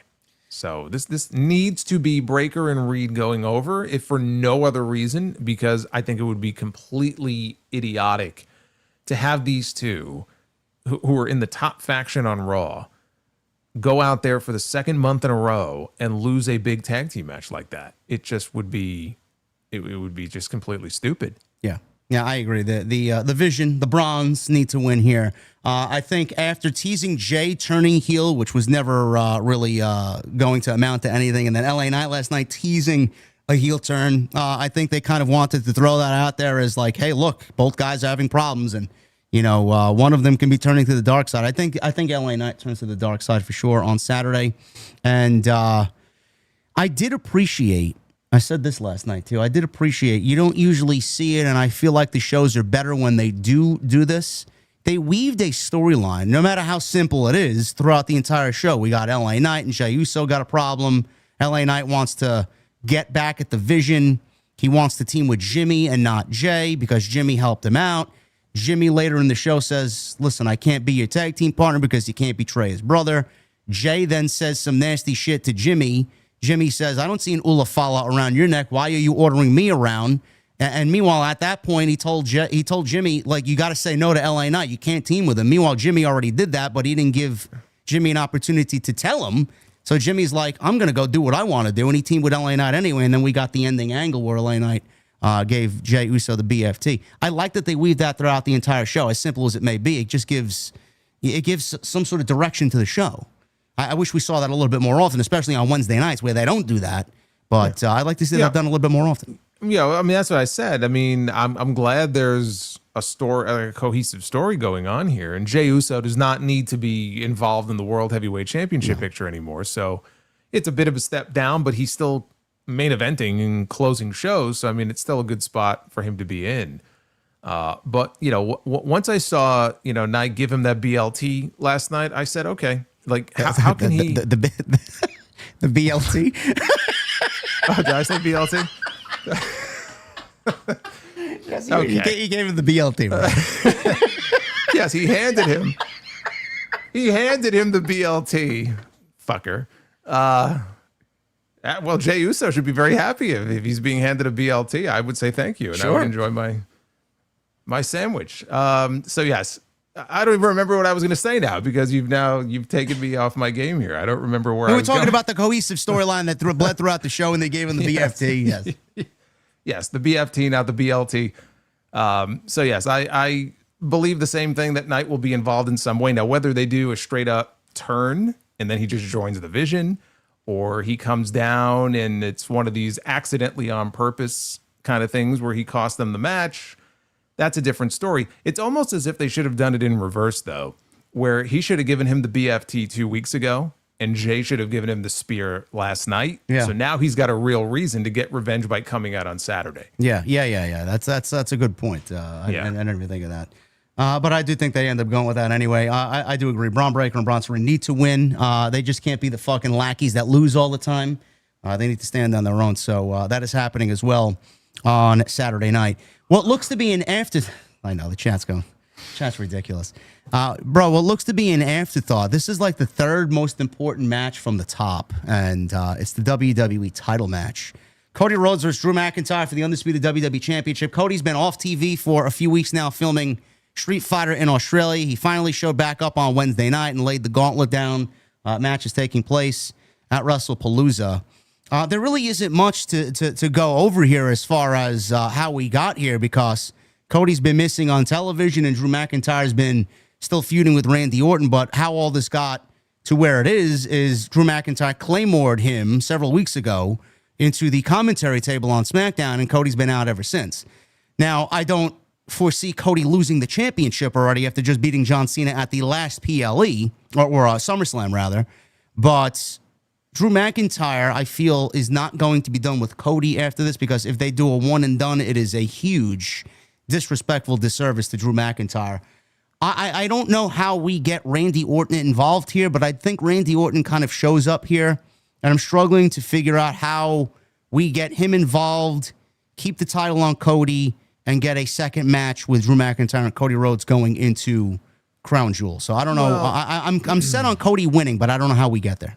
Yeah, I mean, it's either Cody winning, or my thought also is maybe we get a finish done in a way where there's no winner, and so you need to run it back again at Crown Jewel. It could very easily be a no contest where they just, they brawl into the crowd and it just turns into chaos, or they do a couple of ref bumps, and there's any number of ways you could do the finish where neither guy really loses, and then you can run it back with a stipulation to have a decisive winner at the next show.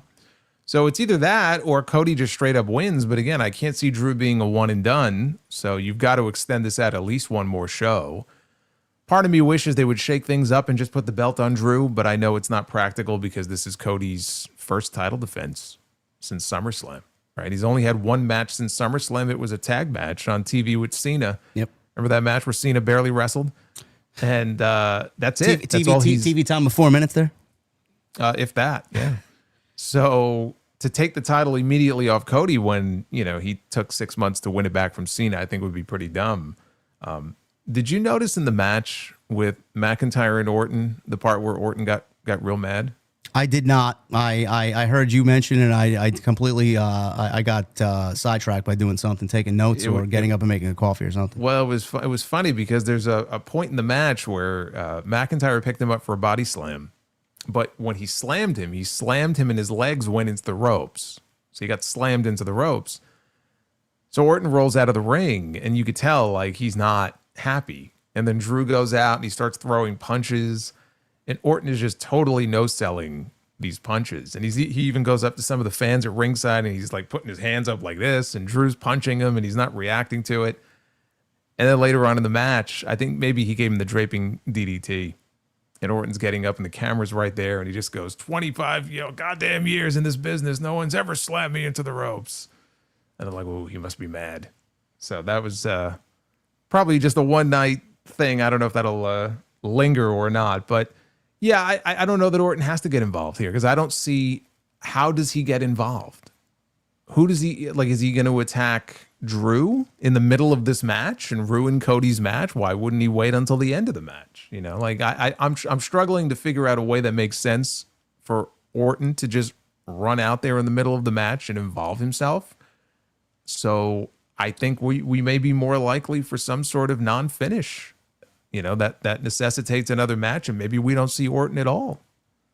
Yeah, you may be onto something. I mean, it is for a WWE Championship match. It's the third most important match on the show, so they could probably get away with a DQ or a count out or a no finish or something like that. So maybe it's not closing the show. If it was going to close the show, I mean, that would be a pretty lame way to end that main event. Yeah, but they're not going on last. So you can probably get away with it. We've seen them do matches before. I think it might have actually been, maybe it was Orton and Kevin Owens, but they've done matches where like they brawl into the crowd and they end up on some equipment cases and they do some big spot and everyone's like dead. And then they send medics out and everything and the match just sort of ends. We've seen them do these types of finishes before. I could see something like that here. I mean, when you consider the fact that Drew claymored him through the table and it was this big injury angle, where Cody is just, he wants revenge on Drew. So he's got to do something really dramatic to him. And they set up this big spot.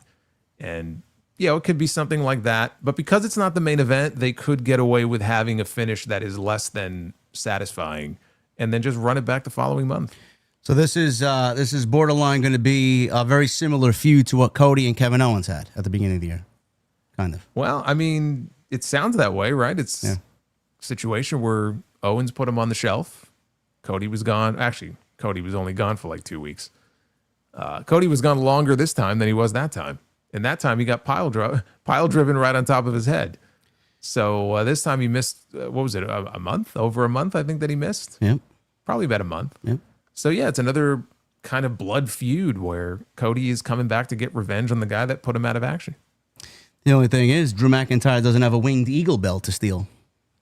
Sucks to be him, huh? Well, I mean, he can just go on WWE Shop and they'll have that shipped to him within a few days.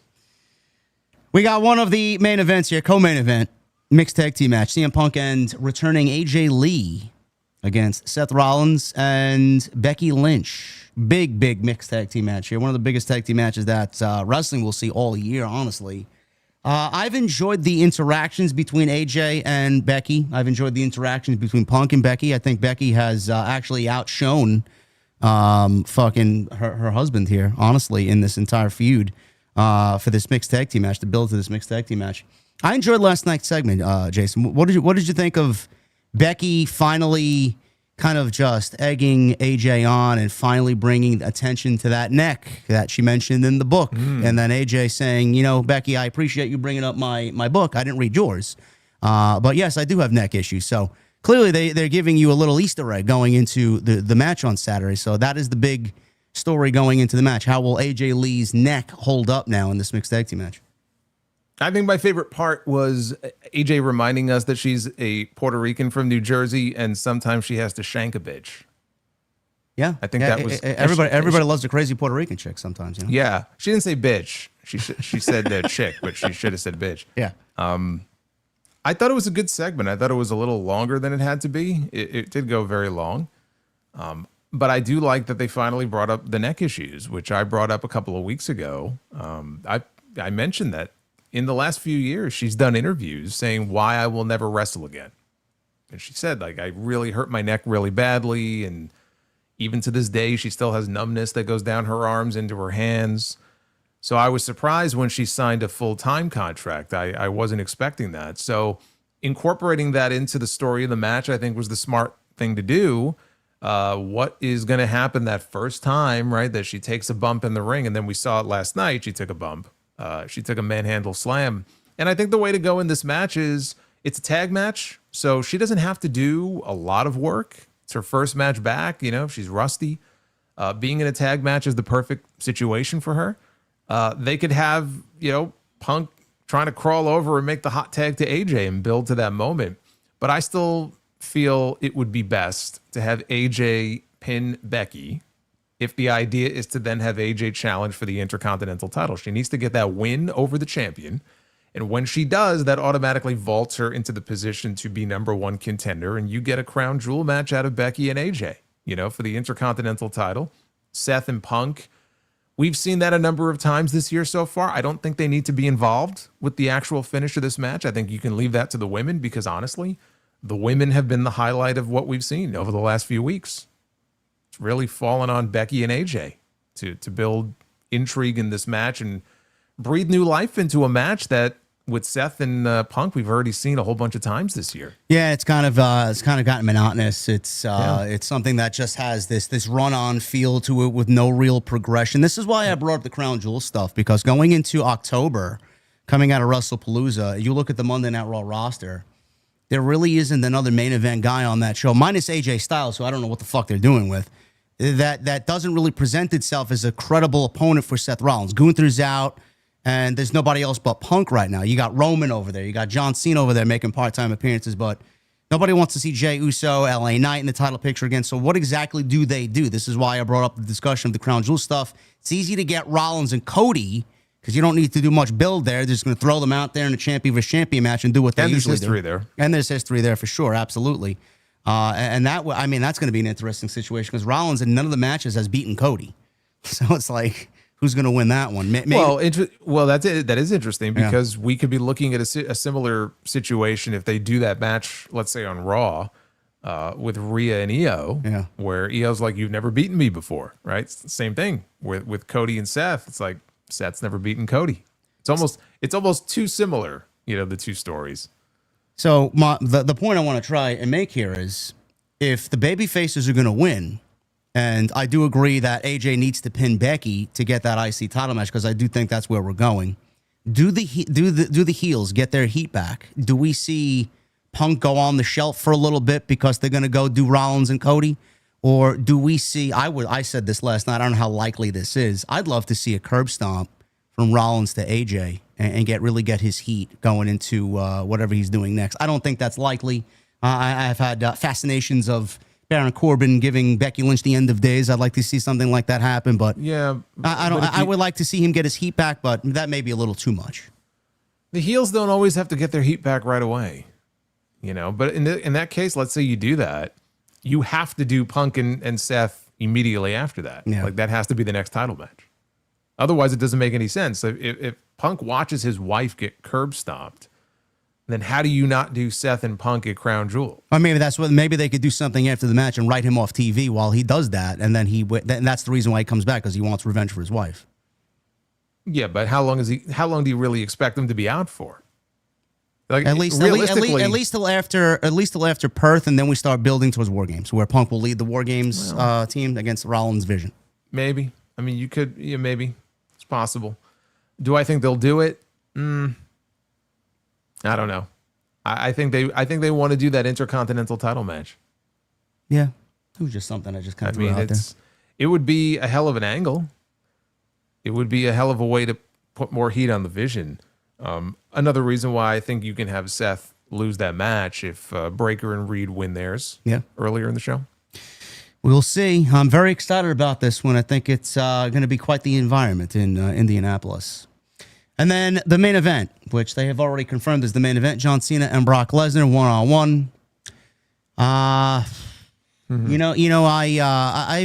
made a big deal about this, bro. I don't know if you probably don't even care because it's just, you look at the WWE product for what it is. I always want an explanation. I still can't get over the fact that Vince McMahon never gave us Cody and Lesnar and an explanation as to why that happened. After WrestleMania 39, for 4 months, we got 3 matches between these guys and not one fucking explanation as to why you attacked Cody. And it ended with a handshake. And I'm looking at this, and we got John Cena and Brock Lesnar back on television, and neither one of them had appeared on the same show outside of SummerSlam in that one SmackDown last week where he wrestled Sami Zayn. So it's like you got the opportunity to get these guys in the ring with a microphone in their hand to express their grievances with each other, and you refuse to do that. Lesnar's on SmackDown last Friday. He rips his jeans. He F5's R-Truth. No explanation at all. He asks where Cena is. I mean, I don't know. Where the fuck is he? You put him out. What the fuck? Well, I mean, no, but Cena was on that show the week before saying, "This is my last SmackDown." And I'm watching this like, does Brock really doesn't watch the shows? I mean, I remember years ago, he told Paul Heyman, I don't watch the show. And he really doesn't, because if he did, he would know. John Cena told him the week before, this is my last SmackDown. So that's what I loved about this. Like, he shows up. Have you seen John? Has anybody seen John Cena? Oh, I don't know. Maybe if you would have watched the show, you would know he wouldn't be there, but he was going to be on Raw Monday night. So I will say, watching that show last night, Cena came out. It was his chance to give one last hard sell for this match. And, he gave a John Cena promo, where he tried to rally the fans behind him. He's the underdog, hustle, loyalty, and respect. It was, the kind of basic John Cena promo you would expect. He did what he could. What I was thinking is, after Jimmy Uso said no to LA Knight, you got to go find somebody else to be your partner. I thought maybe we were heading towards John Cena being LA Knight's partner in the main event on the show. And then we get another surprise Brock Lesnar run-in at the end for another F5 on Cena. That's where I thought it was going. And then nothing like that happened. Cena literally just came out last night, my last night in Springfield. I'm going into battle with the Beast. I might fail, but I'm going to give it my all. It's like, okay. But boy, it would have been nice to get a little bit more than that. I understand promos are not Brock's strong suit, especially you put him in there with somebody like Cena on the mic. What do you think is going to happen, right? I mean, when Cena has somebody good to play off of, he's still a master on the mic. So he's got the edge on Lesnar as far as that goes. But they just went the most basic route that you can go, like the laziest, most basic route for this match, because they knew you got two big names. And that's all you need to do. You could just coast on their names. It's Brock's first match in 2 years. It's one of John Cena's final matches of his career, right? Every John Cena appearance is a big deal. We don't have to do anything. We'll run a couple of video packages on SmackDown showing their history, right? They had that one package, part 1 last week. They're going to have part 2 this week. And that's all we need to do. Even if we would have gotten like one of those old school Austin Rock sit downs, remember when the one that Jim Ross moderated? Yeah, I mean, something like that. And they took the laziest possible route. And this, I think, is one of the problems with WWE's weekly television. It's not the only problem. So many times I feel like we get these types of matches with like the big names or the part-time names. Because Roman at this point is a part-time guy. Brock, Cena, they're not on the shows every single week. So it greatly limits what you can do with them on the weekly shows, but they'll build up these big main events, and it's a chore to get there because we're sitting through the weekly shows and they're not giving you anything. And that's part of what makes the weekly shows, I think, so much harder to watch these days, is that they rely on big matches like this so much. We don't always have the people on the shows. That's supposed to be the fun part. It's the journey to get there. And they just take the laziest route possible. Now, we may end up getting a great match between these two, right? It's going to be the last match ever that they're going to have. We've seen Cena have a couple of bangers in the month of August against Cody and Logan Paul. So they may go out there and they may have the best match that John Cena and Brock Lesnar have ever had. But as far as the journey getting there, it's left a lot to be desired because there was more they could have done and they opted not to do it. Yeah, you got the bootlickers out there and the elitists out there saying, oh, JT, Brock Lesnar doesn't need to give an explanation. He does what Brock Lesnar wants. Okay, what television show do you frequent where you watch and they don't give you an explanation as to why this and why that happens? Are you going to be asking if they didn't give you the fucking answers that you wanted? Well, whether or not he gave an explanation or not, like just have him on the shows when Cena is there doing something of note. Whether it's a promo or something else. I mean, I know we see pull apart brawls every single week, but even something like that, we got nothing. We got nothing between these two. And I just think it's totally phoned in shit. It's what WWE does in so many of these cases, because they know they can get away with it. They did the same thing. Remember when Cena and Roman Reigns wrestled at SummerSlam that one year? They did the same exact thing. Literally no story. It was all based on their name value, and this is the main event, so you guys are going to show up anyway. They felt like they didn't need to do a story. I'm like, okay. That's how they feel. They feel like they don't have to. And they have a lot of those guys who they have only a select number of dates on, and so they don't have access to them for every single show. And so the more people you put like that in that position, it opens up opportunities for the full-time talent, the younger talent then to actually be on the shows and be doing something. But when you're building main events like this, you're not giving people anything. John Cena comes out last night and cuts the most vanilla, basic John Cena promo you could possibly ask for. Brock Lesnar had no business even being on SmackDown last week. Like literally, he shows up looking for John Cena and R-Truth comes out. And they do comedy. Well, this is the thing. He's going to, supposedly, the reports say that Lesnar's going to be on Friday SmackDown. What is he going to do? If he didn't do anything this past Friday, what the fuck is he going to do this Friday? No, he is. He's supposed to be, when they originally announced his dates, it was September 12th and September 19th. So he's going to be on SmackDown this week. Is he going to beat up R-Truth again? I don't know. He may have a TV match. We don't know. Yeah, right. I think literally the only time, I'm pretty sure the only time Brock Lesnar has worked a television match in the last 20 some odd years, I think was the 8 seconds against Kofi Kingston, which was the first Fox SmackDown. Brock Lesnar don't do TV matches. Oh, what was that? Where he teamed with Cody before he turned on him against Roman and Solo after WrestleMania 39? Oh, the match never started. Match never started, that's right. The bell never rang. The match never started. They did a tease like that once with him and Seth also after WrestleMania 31. Yeah, I remember. That was actually a fun angle, but yeah, the bell never rang, so those don't count. Now, there's nothing fun about WWE nowadays, man. Who's winning this, Cena or Lesnar? I think Lesnar's winning. Really? Okay. Yeah. I got Brock Lesnar winning. Any particular reason why? I think back to when Brock came back in 2012 and they did that match at Extreme Rules. And I remember thinking, man, they're out of their minds for beating Brock Lesnar in his first match back. I just remember I loved the match, but I thought the finish was so stupid. And so here we are now, all these years later, and I just don't see them doing that again.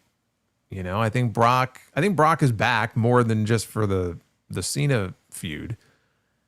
Cena's only got select number of dates left anyway. I just think that he's going to put up a good fight. It'll be a competitive match, and they're going to give Brock the win in the end. I don't know, just the feeling I have. I was going to say, do you see anybody coming? I mean, being that this is the main event, are we just going to go off there with Brock Lesnar winning and then nothing happening? Or is this going to be an opening for WWE to write John Cena off television and then maybe give us a glimpse as to who he will be wrestling next in Perth? And if that's the case, who do you think it's going to be? You think we see Gunther come back and they do this match in Australia? Does he have any dates between now and Australia? No. Interesting. I'm trying to look it up now, just to be, because that would tell the tale. If he's not going to be on television at all, but he is scheduled for Perth, then they could do some sort of injury type angle. His next match after Saturday, his next date is legitimately Crown Jewel. After that, I think there is going to be a Madison Square Garden Raw in between. I think there's one in Boston, I believe, as well. And no, those are in November. Yeah. I know the Madison Square Garden Raw is November 17th. Yeah, and then the Boston one's before that, the week before. Yes. And then he has Survivor Series and then his retirement match in Washington. That's it. Okay. Yeah. Well, I mean, could this be a way to reintroduce Gunther? Yeah, that's what I was thinking, yeah. But so he just comes out and just beats up Cena? I mean, knowing what we know as far as the creative, right? I mean, I wouldn't be surprised with this company. Will we at least get an explanation from Gunther if he beats up John Cena randomly? I think Gunther is going to give us an explanation, yes. Okay. Because I was kind of hoping they would save him for the retirement match. It's going to be very interesting to see if Gunther is his opponent at Crown Jewel. Who does he wrestle in his retirement match? Because there really isn't a lot of people left, Who's it going to be? Is it going to be Roman? Is it going to be? I hope not. Is it going to be? It's not going to be Sheamus. Well, I don't think it's going to be Drew because Drew's on SmackDown, right? Yep. So if we cross SmackDown people off the list, they've already done Punk. There's Seth. There's AJ Styles, and I just don't think they want AJ. Even if they wrestle at some point, I don't know when that would be. I don't think they want him to be the last opponent. It may be Roman, but I don't know why we need to pass that torch because that torch is already fucking. No, but I mean, are there people clamoring for John Cena and Roman Reigns? No, I know I'm not. It's their first two matches weren't that great to begin with, and like you said, Roman. What the hell does it need to be Roman for? I don't know. It's going to be interesting to see how this plays out on Saturday. I was thinking Gunther, but if Lesnar does win, I can't imagine they have John Cena go off the air saying, thank you for coming. Or maybe, that final match. I mean, if they really do see him as the guy, as Paul Heyman said, as the guy who's going to main event 5 WrestleManias, do they do like a Braun Breaker? I could see that. I just hope if they do, it goes better than the Austin Theory match won for Austin Theory at WrestleMania 39. What a fucking awful match that was, man. Holy shit. Maybe they're going to try to correct their mistake and they're going to run Austin Theory back as John Cena's final opponent. What about Seth Rollins? Is Seth Rollins and John Cena a possibility? Sure. Yeah. I just said, what about Rollins? Yeah, Rollins. Yeah, I could see that as well. I don't know. I'm going. I was going to go John Cena, but you convinced me to go Brock Lesnar, so I'm going to go Lesnar too. And that is Wrestle. Yeah, this fair weather fan here. Yeah, that is WrestlePalooza. Unfortunately, only 5 matches. Now we do have a SmackDown coming up on Friday. What could be added? I don't know. Aleister Black, Damian Priest. Could we get a tag team title match of sorts? Maybe. I don't know. I don't know where we're going. You think they had a 6 match here? I was hoping AJ and Dominic for the IC title, but I think they stick with the 5. Yeah, I mean, if we're looking at SmackDown only, Sami Zayn has the open challenge. If they want to do an open challenge, yeah, that's what I said last night. I said I did mention this last night on my Raw review. Sami Zayn and Carmelo Hayes. Carmelo answers the open challenge on Saturday. I think that would be great. No, but they're doing it on Friday. I mean, he confronted Sami last week and said, "I got next." So I think that's happening on Friday. Maybe Miz and Carmelo Hayes versus the Wyatts on Saturday. Ugh. No interest, though. At least we're getting Bo Dallas cutting promos as Bo Dallas and not Uncle Howdy. Yeah, but I mean, are you terribly inspired by these segments? Honestly. You may look at me sideways, but I said Miz and Carmelo Hayes is the only real storyline on Friday Night SmackDown. And right what an indictment of SmackDown it is. Blame Road Dogg, bro. Don't blame me. So that's WrestlePalooza, folks. We'll see what happens on Friday if they had a 6 match. But right now we got 5 currently, and that's happening on Saturday at 7 p.m. ESPN. And if you don't have ESPN, Express VPN for you guys on Netflix. There you go. AEW All Out. We'll end with this. We got a couple of news and notes from AEW before we get into that. Before we get into All Out, I do have a couple of things here. Number one, this was something that came across my feed yesterday. And I don't know if this has any significant meaning, but a lot of those people who talk about the max numbers could eventually be exposed. Nielsen, the people behind the ratings every week, Nielsen and Warner Brothers Discovery signed a multi-year deal. So this was this week. Nielsen and Warner Brothers Discovery announced a new multi-year measurement deal covering measurement of all Warner Brothers. What happened? I got to give a shout out to Lance in the chat who said Road Dogg should be renamed Roadkill. I agree. Very true. That is very true. That's very true. But remember that AJ Styles tweet where people were picking on Road Dogg and Styles quote tweeted whatever it was, and it was something to the effect of "Don't blame," because I think they were bashing Road Dogg for his last run as the head writer on SmackDown years ago. Yeah. And AJ's tweet was something to the effect of, don't blame the man who was answering to somebody else who was in charge at the time, kind of like judge him on his own merits. Can we judge him on his own merits now? Is it safe? Yeah, I think so. I mean, Paul Levesque is still the man making the final decisions, but of course, I don't know how much influence Road Dogg has. Well, I'm sure. Look, if he's helping to write the shows, or Triple H is in some cases not even at some of these shows, he's off doing Kill Tony and whatever the hell else he's doing, then sure, I think there's enough responsibility to go around here. And I always say, if Road Dogg, who's got that Vince McMahon level mentality, along with Bruce Pritchard co-producing these shows, it's almost as if Vince is really there. And that's not something we want to see. So, well, some of them were at his birthday party a few weeks ago. They were, as he was dressed as, what was he dressed as? The Dr. Joker? Evil. Oh, Dr. Evil. Okay. Joker, Dr. Evil, some evil villain. So yeah, Warner Brothers and Nielsen. This new deal expands the partnership between the two companies as the media conglomerate gains key data and advanced audience capabilities. Warner Brothers will continue to use Nielsen's big data and panel offering as currency for its ad sales transactions, including its upfronts and beyond. It also will take on new services in 26, tapping into the measurement company's advanced audience capabilities. So Warner Brothers ad sales leaders previously told Adweek that the company is measurements is going to go based on what I talked about, meeting clients on whatever currency they want to transact in. Now, I've seen some people, Jason, saying that this is going to really expose some of the people that push the narrative on social media about what the Max numbers are. Max reveals the numbers for certain shows that they want to reveal to the public as far as what the numbers are behind them. So I know a lot of people are pushing the narrative that AEW does anywhere in the vicinity of 500,000 viewers on Max. Could this realistically expose people if Nielsen and Warner Brothers sign this multi-year deal to kind of give us a glimpse into the AEW Dynamite and Collision ratings on Max here? I mean, if they're actually reporting Max numbers publicly, I don't think that's what they want to do, though. I don't think they want those raw numbers out there. I mean, there may be some new measurement data that comes out. I don't know that necessarily means we're going to know the Max numbers for Dynamite and Collision. I think we might be reading a little too much into it, but I would love to know. I think everybody would love to know what those numbers actually are. But I think that, Warner Brothers Discovery likes to keep that close to the vest. I mean, they use that, internally for other reasons. I think there's a reason why they're not so public about the Max numbers for the AEW stuff. I do think that the numbers you see rumored to be out there, I definitely think those numbers are overplayed. We don't know by how much.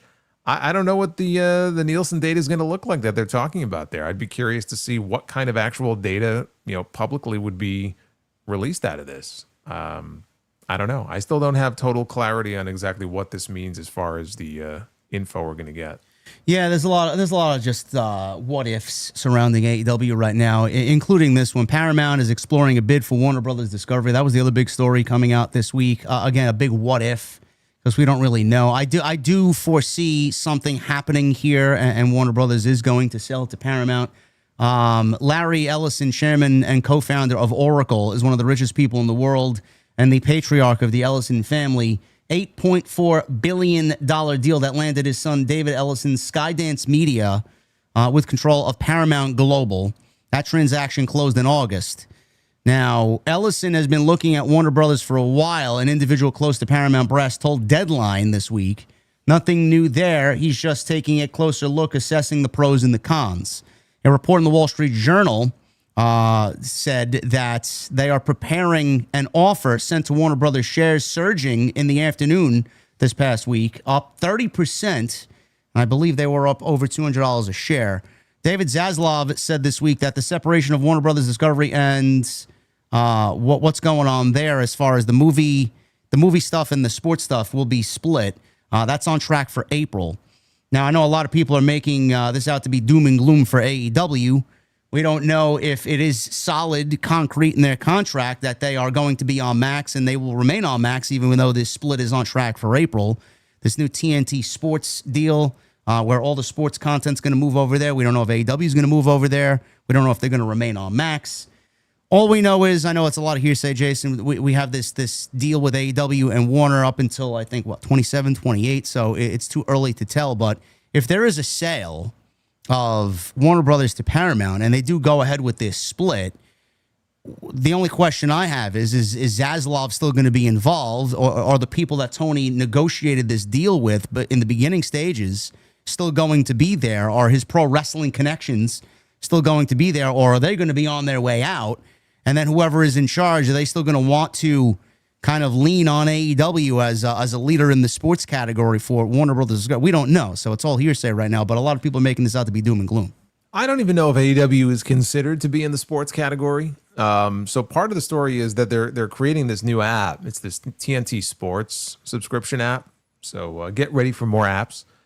When they do that, I don't know that AEW is necessarily going to migrate over there. I think their deal is probably, in writing specifically for Max. So honestly, all this stuff, I mean, it's just rumor and conjecture at this point until it actually happens. I don't see it having any sort of immediate impact on AEW. I think they have their deal, and I think they're pretty solid until 27. Where it becomes dicey is all of these potential changes that are being talked about here. When it comes time to negotiate their next deal or a renewal, that's where it could become a problem. Especially if the people that are in charge right now that Tony Khan likes to talk about having great relationships with are no longer the ones in charge. Yeah.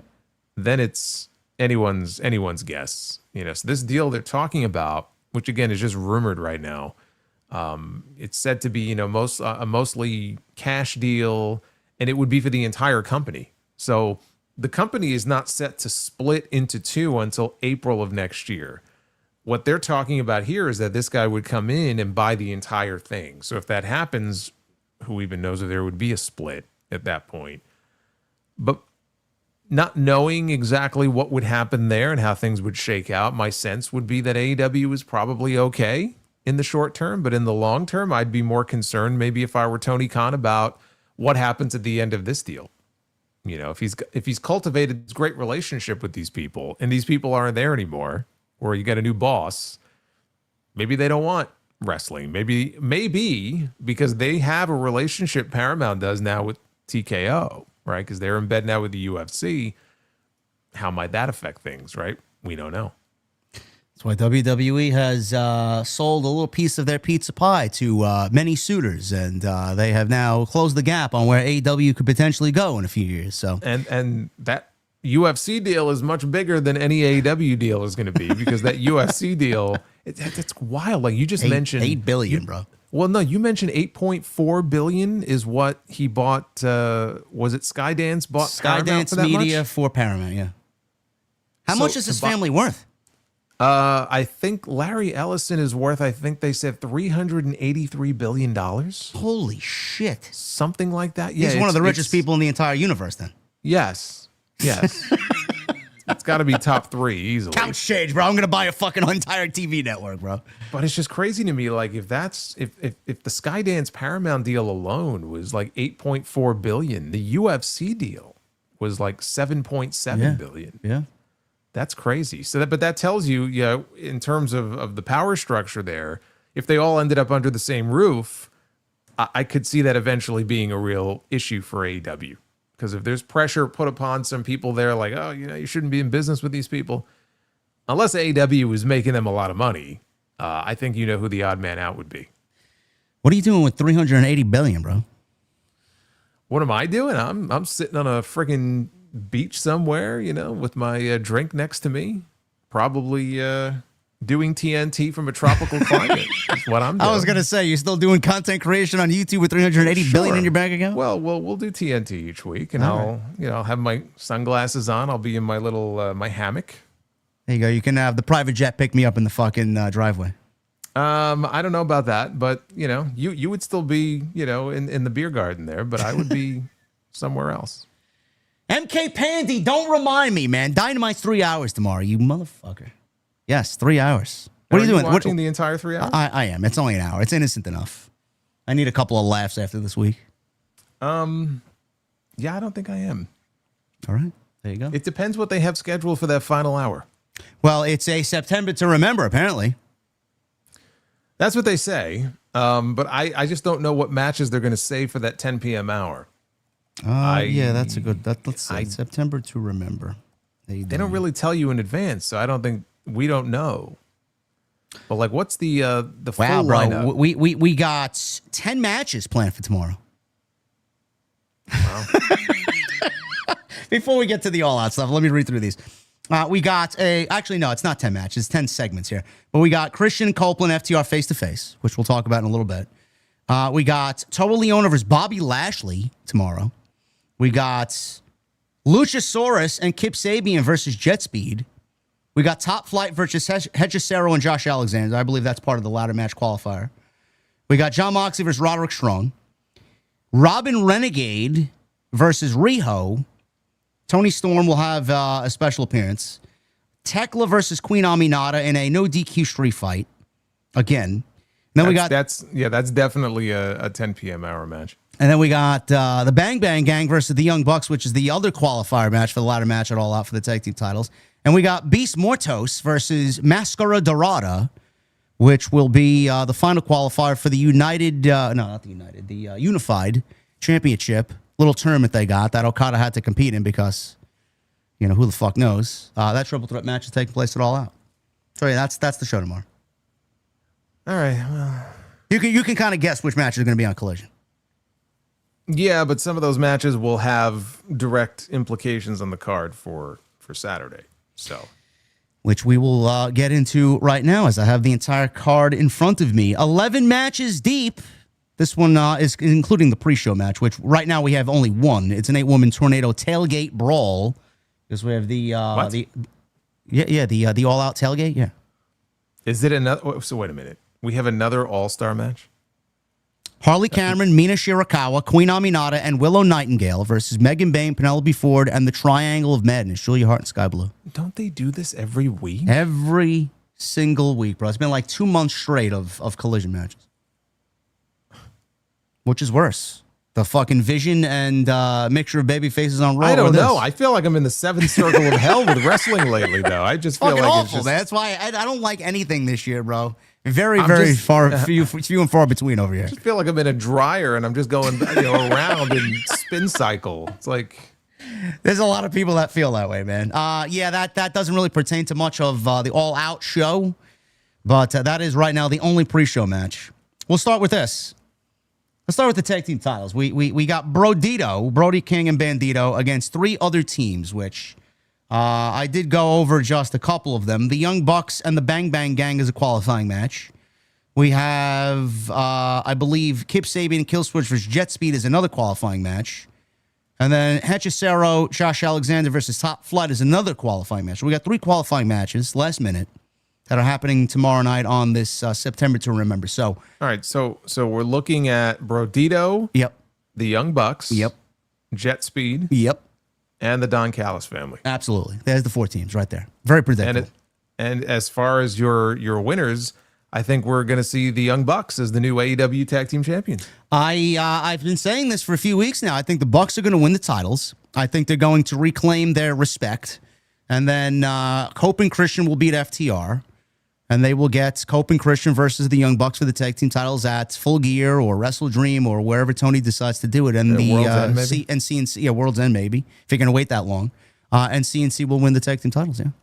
Yeah, that sounds about right. I mean, the Bucks already won the $500,000 prize money, so it looks like their luck is changing. How'd you feel about him mixing those matches, All-Star match with money matches now? Did you enjoy that? The answer is no, okay. So yes, Young Bucks will win the tag team titles. That is our prediction. Ladder match. It's always great to throw a ladder match in there, like we haven't seen enough of them lately. Big Bill. He goes one-on-one with Eddie Kingston. It has been confirmed that, I think Sap put this out, that the reason why Tony Khan decided to get Eddie Kingston in a match that really doesn't have any meaning whatsoever is because he wanted people to get hyped about All Out, and he wanted to generate some buzz for the show. Now, I look at that way different, Jason. I would have actually brought him back in a more meaningful way. But how do you feel about Tony's reasoning for bringing Eddie Kingston back against Big Bill? I mean, it's just a way to try to create some interest in the return of Eddie Kingston to sell some pay-per-views. Remember, he's still in the pay-per-view business. So if he feels that more people might order the show who otherwise would not have, and I don't know how many of those people would not buy the pay-per-view, but now that Eddie Kingston's wrestling, they're going to buy the pay-per-view. I don't know how many of those people exist. I can understand why in his mind that would be an attraction for the show. And the reason this match is happening, Big Bill is the sacrificial lamb. They want to give Eddie a big win in his comeback match. nobody, unless you watch the vlogs online, nobody's seen Eddie. They don't know, what shape he's in, or he hasn't been seen on television in quite a long time. So when he walks out there, he'll probably get a big reaction and he'll get a win over Big Bill. I don't really see it as anything to get too angry about. It's kind of silly how Big Bill really just went on television and said, hey, I'm from New York City and there's another guy from New York City who I'd like to call out. And that man is Eddie Kingston. That's really the whole genesis of how we got here. And I pointed this out on my show. I said, it's not like we haven't seen stuff like this before. There was a young man by the name of Steve Austin once upon a time who's just randomly started calling out Bret Hart on TV. We hadn't seen Bret Hart on TV in many months. And eventually Bret agreed to come back to wrestle Steve Austin at Survivor Series. And that was the first match that he had back. And they went on to have this classic feud. I don't think that Eddie Kingston and Big Bill are going to go on to have a classic feud. But it's a way to reintroduce him to TV. He gets a win and then moves on to whatever he's going to be doing next. So it's kind of lame, but it's inoffensive. And I'm happy Eddie is back. I'm happy Eddie is back too. Much needed on this show. Do you think that his inclusion here and his buzz now that he's got a match is going to make a big difference in pay-per-view buys, or no? Or what? No. All right. I think people like Eddie, but like I said, I think if you're an AEW fan who's buying All Out, you're buying it whether or not Eddie Kingston is on the show or not. Yep. All right, Eddie Kingston for the win over Big Bill. Hopefully he is good to go. I know he's been out for quite some time, but it's good to have him back. Okada, he will defend the Unified Championship against Konosuke Takeshita. And I guess we could say the Beast Mortos, because Mr. Mercedes is definitely going to be on this show. And I think, Jason, the reason why he is going to be included in this match is for obvious reasons. He will take the pinfall loss because neither Okada or Takeshita are going to take the pinfall loss here, as Okada and Takeshita is the number one match, the one-on-one match that they definitely want for the Unified Championship. So should be a great match. All three guys are great, but I'm going Okada to win, and then hopefully Takeshita at Wrestle Dream or Full Gear takes that title from Okada. Yeah, I mean, Mortos is going to win the qualifier, and then he is in there to take the losing fall. I mean, it's just that simple. That way you protect Takeshita from having to take a direct loss, and then you can save for the singles match, which, they could do it at Wrestle Dream or they could do it at Full Gear. It's probably one of those two shows. How about Takeshita winning the Continental Classic and that being the final at World's End? You could do that. I could see them. The only thing I'm not sure. I could see them actually doing that, by the way.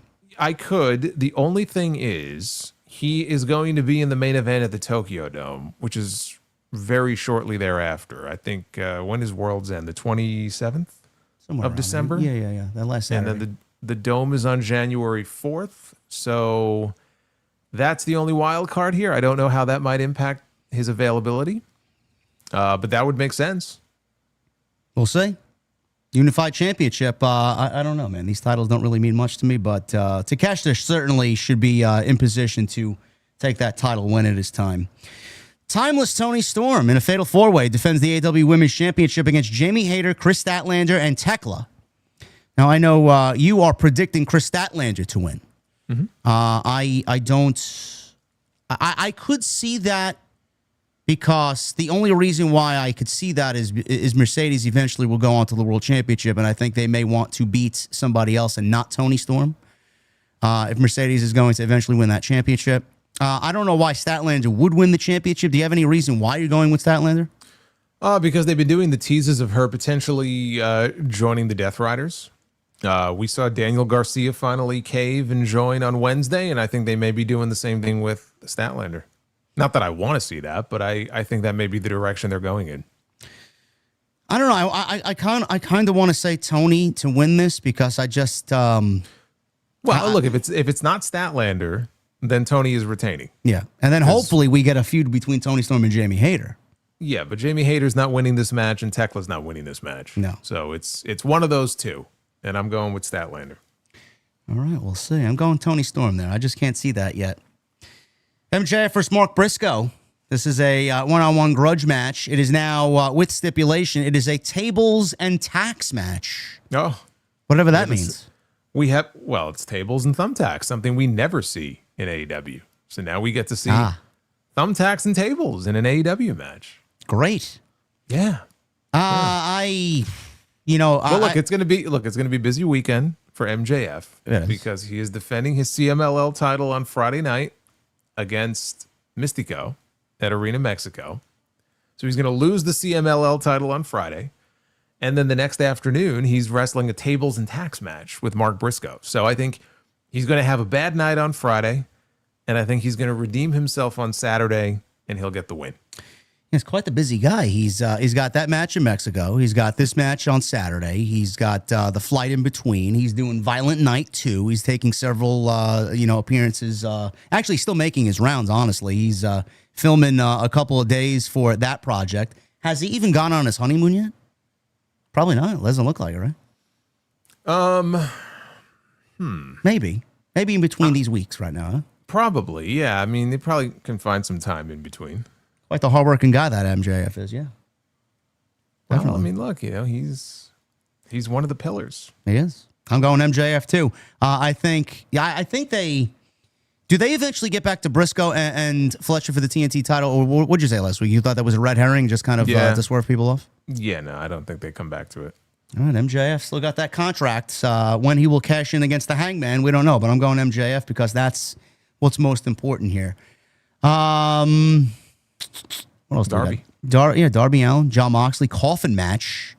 Wow, it seems like an Extreme Rules show over here. We got coffin match, tables and tacks, ladder match. We got a fatal 4-way, a 3-way.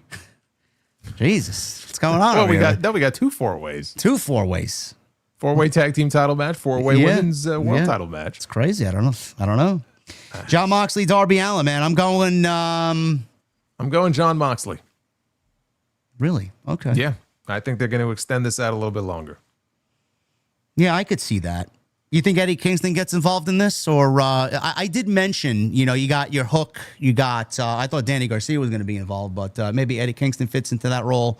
Do you think all the people that we saw at Wrestle Dream, when all this Death Riders nonsense got started and they suffocated Brian, those baby faces that were featured at the end of the show, do you think they all kind of come back? Orange Cassidy's another one who was there. I think he's about due to return. Do you think they all kind of conglomerate together and take down the Death Riders here? You think that's the direction they're going? It could be, but not on this show. No. I'm just saying overall. Yeah, I could see that. Logically, if you're bringing all these people back around the same time, it would make sense. It seems like the Death Riders are growing in number. Meanwhile, they should be slowly withering away. It's not the case here with AEW. I don't know. I'm going Moxley as well. I think that's the right way. Darby losing a coffin match.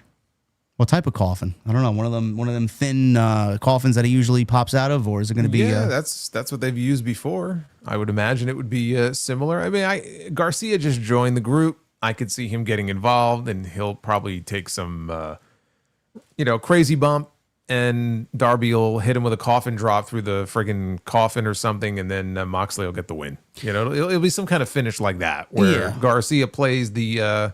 He tries to play spoiler here and get involved and help, and it backfires, but then Moxley wins anyway. Yeah, I wonder if Eddie Kingston would actually back up Darby here, being that he would be in the building now and he's back. Well, maybe he comes out when the match is over because they put the chair around the neck and they're going to try to put him out of action, and then Eddie does the run-in. Maybe they try to light the coffin on fire. I don't know. Yeah, something like that, and then Eddie comes out to stop him. I could see that. So I'm going Jon Moxley. Coffin match there. Mercedes Moné will defend the TBS championship against Riho. Now I'm very conflicted on this one, but I don't know which way this is going to go. Well, you mentioned before that Riho is wrestling Robin Renegade on Dynamite tomorrow. Yes, which is very interesting because there was an interview Mercedes did a few years ago where she had mentioned, wanting one day to form a faction with the Renegade twins. So I do wonder if they chose Robin Renegade for this match tomorrow for a specific reason. Well, you would think. We haven't seen or heard from her since God knows when. I can't even tell you. We might have a new faction forming. The Renegade twins and Mercedes? Well, the Renegade twins will be, basically her lackeys. Because that worked out so well, when they had the pairing with her and Camille. But hopefully with the Renegade twins, maybe it'll work out better. Well, maybe this is something she wanted, and Camille was something that someone else wanted, and Mercedes didn't approve of it. So always possible. But look, of all the matches that are on this card, I'll even throw the main event, the World Championship match, into the mix here. I think it's safe to say that the outcome of this match is probably the most predictable on the entire show. Yeah, and that kind of makes it very uninteresting for me. Mercedes. Well, I also didn't think Riho looked that great in that tag match on TV last week. No, they unburied fucking Emi Sakura to come out and take a loss. Well, Emi Sakura is the one who trained her, so I mean she knows Riho better than anybody. But Riho looked a little. How many people on national television know that fact, bro? 1, 2, probably 3. You're one of the 3, bro. You're one. You, Excalibur, and Bryan Danielson know that stat. Am I one of the geeks who knows that little factoid there? That's why you have me on here. Yes, this is why I got you on here. Mercedes is going to win the match and retain the TBS title. Then we move on to her breaking Jade Cargill's record of 508 days. So that is looming with the anniversary show coming up. Hurt Syndicate. Bobby Lashley, Shelton Benjamin, and MVP getting in the ring. Man, I thought you were going into the main event. There's another match, bro. We're not even into the Copeland and Christian match yet, bro. Oh my god! I thought you were about to talk about the main event. Bro, I'm trying to get us in under 3 hours over here, man. I might not succeed. Hurt Syndicate, Bobby Lashley, Shelton Benjamin, MVP versus Ricochet, and the Gates of Agony. Now, this is interesting because Hurt Syndicate were in that report from Fightful, and the Gates of Agony were one of the tag teams that supposedly they said they put over. We will see if MVP's money means anything here, bro. His money where his mouth is, you know? That's right. Time to put your money where your mouth is, if that's true. Let's find out. This is an opportunity here for Ricochet and the Gates of Agony to get a credible win over credible opponents, especially the Gates of Agony. You know, if you really want to get them over as a serious team, this is the way to do it. You know, they get a big win over the former tag team champions. MVP being in the match, I think, makes it a little bit easier because the Hurt Syndicate could take the loss, but not Lashley or Benjamin. Yeah. You know, that could be the reason why MVP is in this match. So it's a bit of a cop-out, but, you know, a win is a win. I'm going Ricochet and the Gates of Agony to win. Me too. I'm going to take that risk there. I know Bobby Lashley's wrestling Leona on Wednesday, so Lashley I do see winning, and then Ricochet and his boys get the victory on the pay-per-view. So I'm going that same way. We have Adam Copeland and Christian Cage against FTR. Stokely will be with them. Cash Wheeler and Dax Harwood tag team match. Dax had said to somebody on Twitter today that if they lose, he will put his career on the line and retire. I doubt that's the case. I think he was just being facetious. But the build for this, Jason, has been fucking weird, man. I don't know how you feel about it. I mean... I'll tell you, before you go any further. Yeah. I'm going back and forth in my brain as to which segment was the bigger waste of time last week. Brock Lesnar and R-Truth, or that FTR segment? I think they are both of equal value. What was the point of that FTR segment? They came out, and I know they're trying to get heat in the old ECW arena, and they're getting up. You know, Dax is getting up in the fans' faces, and then nothing comes of that. They end up beating up a cameraman and one of the production assistants, and that was it. That's how the segment ended. And I'm like, what was the point of what we just saw? How does this in any way really build up the tag team match for All Out? Never in my wildest imaginations would I think to see a tag team push down a cameraman and then call that a build for a big match with one of the greatest tag teams of all time. I thought maybe they were building to something where there was a planted fan in the crowd and they were going to pull him out like over the railing and give him a spike pile driver in the ring or something, anything, and then nothing happened. I don't know. What is their deal with egging on some of the crowd in the front row of the ECW arena, man? I mean, you don't want to poke the bear with those types of people, man. They'll jump the barricade and somebody will get arrested. Yeah, well, and then they'll have nobody to blame but themselves when that happens because you'll be asking for it. So, but I just don't see how it plays into what's going on with FTR and Cope and Christian. Like, how does that in any way really make you want to see that tag match any more than you already do or don't? It's as if they ran out of ideas, but they wanted to make sure they had at least one of the teams on the show because Cope and Christian weren't there. So we have to do something with FTR. And so we'll just send them out there and we'll have them, get up in people's faces and try to get heat, right? In Philly. But it didn't lead to anything. It was pointless. Yeah, because they think they're the Dudley Boys back in 1997. They're not. They're not. There are better like in-ring tag. Like if you look at the body of work as far as like wrestling matches they've had, you can make the argument about who the better wrestling team was, right? That's a fair argument to make if you want to make it. But in terms of being the Dudley Boys in Philadelphia, they are not. And you were never going to get a segment like one of those segments you would have gotten in 97 with Bubba Ray, telling off people in the crowd. They wouldn't allow that on TV anyway. So what we got was like this horrible carbon copy that was never going to be anywhere near as entertaining as that was back in the day. I just failed to see what the purpose of any of this was. I feel like this has been a long time coming, and the amount of effort that they put into this. I know that FTR put Cope out, and I feel like the reunion with Christian could have been done a lot better. I think they could have done things a little differently. Am I excited for the match? It's going to be a fantastic match. There's no doubt in my mind. I am not excited about how we got here, and I'm going eventually with Copeland and Christian winning this match over FTR.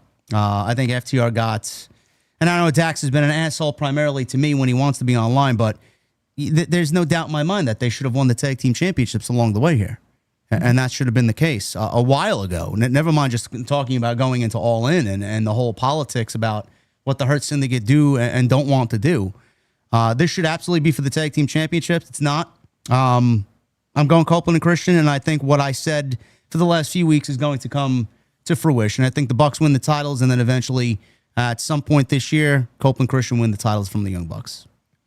I mean, that's what it feels that way, because I guess maybe in their mind, instead of getting this first match with Cope and Christian and FTR and also having the titles on the line and potentially changing hands, we could do the match on its own, first time ever.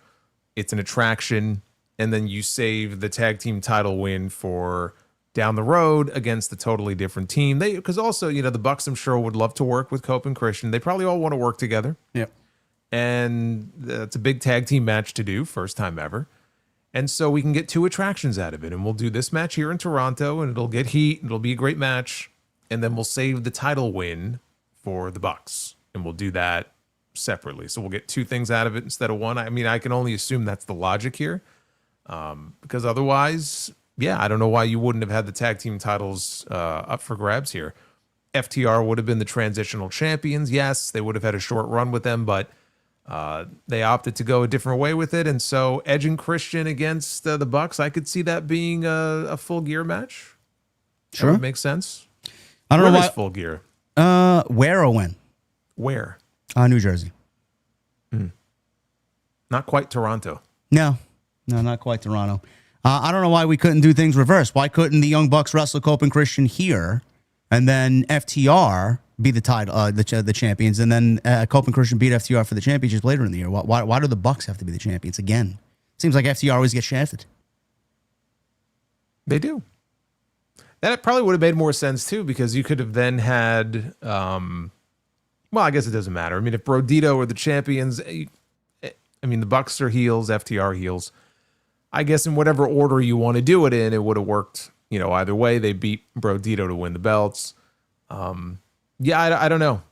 I don't know what was in mind, in Tony's mind when he decided to map it out this way, but this is what we got.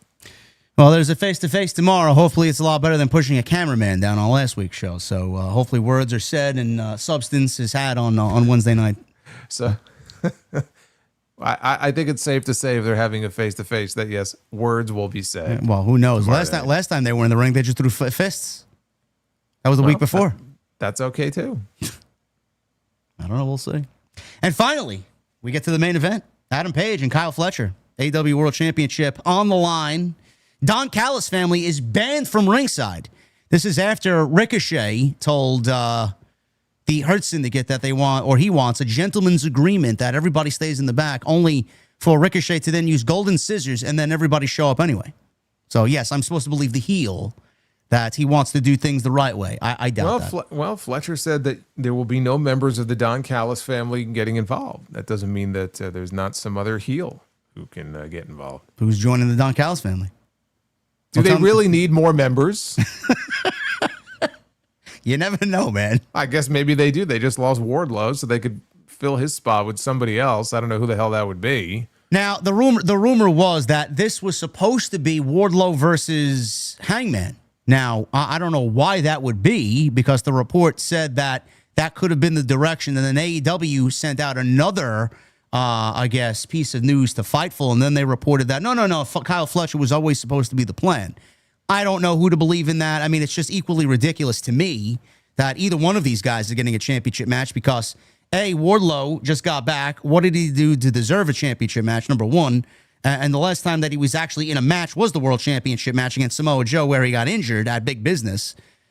And then, number two, Kyle Fletcher should be worrying about building equity in the TNT Championship, yet this is the part I don't like, Jason. He just won the TNT Championship. He's wrestling Adam Page in a match that he's inevitably going to lose. And as TNT champion, he's taking a loss. Now, to some, you look at Kyle Fletcher wrestling Adam Page in a 25, 30-minute great main event, the sickos will look at, oh, Adam Page made a new superstar. He's further along than he was before the match took place. I don't look at it that way because, A, he's TNT champion, and he lost to the world champion, and that equals loser. So I don't know why you would put one of your champions in a position to inevitably lose when it really doesn't make Kyle Fletcher into anything but a loser.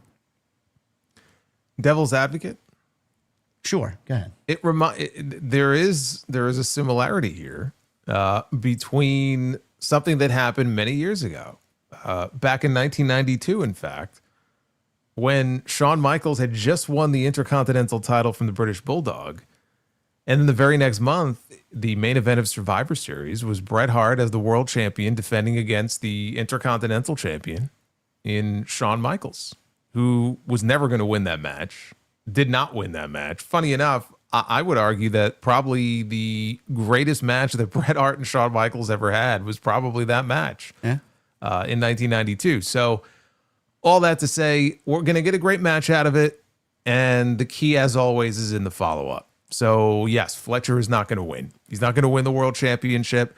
But if he does go in there and they do have this great match where Hangman makes him look like, he belongs and he hangs in there, no pun intended, he hangs in there with him, falls just short in the end, comes out of it, and they have a good plan for him, whoever the next challenger is going to be for the TNT title, and they just go from there. But he establishes that, you know what, he came this close to winning the world championship.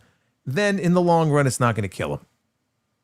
Would I be doing it? I wouldn't be doing it. I'm not trying to excuse the fact they don't have a better challenger for him, because it's not ideal to beat your champion, whatever champion you are, and then not lose your title. But it's not like we haven't seen this before in other companies and other places, and it doesn't always have to be a negative for the person who loses. It's all in how do they come out of the match, and then what do you do with them coming out of that match? It always comes down to the booking in that case. Kyle Fletcher is going to hold up his end of the deal. Kyle Fletcher's stock is on the rise in this company. So Tony Khan would have to really fuck things up here, I think, to fuck up Kyle Fletcher. I don't think they're going to fuck up Kyle Fletcher. I just think there probably were better matches to do in this situation. But it doesn't have to be a negative for him necessarily. You think it's a holding pattern before we get back to MJF, Adam Page again? It feels that way. Yeah. They needed, again, whether it was always going to be Kyle or whether it was going to be Wardlow, they needed an opponent for him. This is what they came up with. They've tried to keep him strong on TV. In the lead up to it, they had him destroy Kenny Omega. So he's the man responsible for putting Kenny Omega back on the shelf. So there you go. When Kenny is ready to come back, Fletcher has a ready-made match with Kenny Omega waiting for him. To lose the TNT title. Well, I mean, it doesn't necessarily have to be for the title, but it could be. It could be a case where the title's on the line and maybe he beats Kenny. I mean, I would like to see that happen. I mean, could happen. But I'm just saying, like, if that match is still there waiting for him, and win or lose, I mean, that's a big spot, another big spot for him to be in, whether it's in 2 months or 3 months. Maybe they do that at Full Gear, Wrestle Dream, who knows? But it's just making sure that you keep Fletcher at a certain level, and that at some point there'll be some benefit in this for him, where he lost here, but he came out okay on the other side for it. Yeah, I think the most offensive thing about this entire match is that they didn't really have any substantial competition for Adam Page coming out of Forbidden Door. I do see what you're saying. I think it's probably more beneficial for, if he has a great match, which we know he will against Page because they're both very good. I think him beating Omega even after losing to Page is still a good look for Kyle Fletcher. So yeah, I could see that happen. But again, it doesn't make any sense. I don't know why or how we got here. It's just randomly thrown together, and they tried to make something out of it on Wednesday, which I didn't really care about. But that is All Out. That's All Out. That's WrestlePalooza happening all day Saturday. So if you are a fan of pro wrestling, you got an all-day extravaganza for pro wrestling on Saturday afternoon. It won't be me, though, I'll tell you that. I'm not watching any of the pre-show. I'm just keeping it as minimal as possible. 5 hours of All Out and then 3.5 hours of WrestlePalooza, and then I go live. Well, All Out is not going to be over by the time WrestlePalooza starts. So it'll be more like 4 hours, and then catching the fifth hour later on. Yeah, that's exactly what it's going to be. But thank you guys for a great show tonight. I know a little bit. Actually, it's still going to end up a regular show. We just come under 3 hours. So thank you guys very much. Super chats are open. What happened? What did you just say? I'm not going to repeat what happened. Mr. BLT over here. Fuck out of Takes here. you a while, huh? It's okay. They have pills for that. I know. BlueChew.com, code JD. Thank you for a great show, guys. 800 likes we got. I'd love to see another 200 potentially there. 1,000 likes is the goal. Super chats are open. We're going to get into them in just a second. But if you guys want to follow Jason on Twitter and on YouTube, everything you need is linked down below in the description of this very video. Let's start at the top here. We got Michael Krause with a 2. Thank you, Michael. Jason, prayers to your family. JD, OTS, let's go. Yeah. Thank you, Michael. Olivia with a 2 coming from Bulgaria. Solo prayers to your relative. Hope she's well soon. Thank you, my friend. I appreciate that. Solo getting the love tonight. Nice to see. Hardcore Kevin with a 5. Yo, JD Solo, thank you for your stream. JD, question for you. If you were to ever have a medical emergency live on air, how can we help? How can we help? Who can we contact? That is a good question. You can contact this guy. That's who you can contact. There you go. Olivia with a 5. OTS fam, hope you're all enjoying the last days of summer. AJ just came back, but there's no way she's taking a Kerm stop, in my opinion. Solo question, Anna Jay or Liv Morgan? Olivia doesn't, say looks-wise, wrestling-wise. It just says Anna Jay or Liv Morgan. Two very beautiful women. I'm going to go Liv Morgan. There you Just go. not knowing specifically what the question is about and taking all things into consideration, I'll go Liv Morgan. I take Liv Morgan as well. Olivia also with another 2. Wrestler who made you most overjoyed after a title win? That's a very good question. Have I ever been overjoyed? I don't know. By a title win? I mean, I'll say this as somebody who was there in the crowd. When Daniel Bryan tapped out Batista in the main event of WrestleMania 30, that was a very cool moment to be a part of. Yeah. And exiting the stadium and ending up back on Bourbon Street after, you just had a sea of wrestling fans that were all into the wee hours of the night celebrating and doing the yes chant. So there was a lot of joy that night. So maybe that was a lot of fun to be a part of. Yeah, I'd probably go with that too. That was a great win. I actually had some salty discharge come out of my eyes for that win. That was a great win. And I love that entire movement, and I'm glad that they made the switch to get him in the main event and give him that moment, because it wasn't planned to be that, and we all know that coming out of the Rumble. Boss Mo Jackson with a 199 and a 499. What's up, JD Solo? Hope all is well. 2 thumbs up. And he says, Breeze Beer Mode And Solo's Goldberg, some of the funniest things I've heard on this show. We need a top 10 funniest moments episode. Thanks, guys, and thanks for the laughs. Well, thank you for being here, Boss Mo Jackson. Forgot about beer mode. Beer mode. Main event with 34 months. Thank you for being a mental stability in my life all around, even dealing with the clowns like management. Love. Well, thank you, main event. That's what we aim to do. Give you guys a little bit of escape when shit is not going your way. Hopefully you enjoy it. Furious with a 47 months. What's up, JD and Solo? What is your favorite NXT rivalry? Johnny Gargano and Tommaso Ciampa? Or Sami Zayn and Kevin Owens? Absolutely me, Gargano, Ciampa. Their 5 matches were fucking chef's kiss. Sami Zayn and Kevin Owens, it feels like more of a main roster rivalry, doesn't it? Like, Yeah. they weren't feuding in NXT for more than 2 or 3 months. Yeah.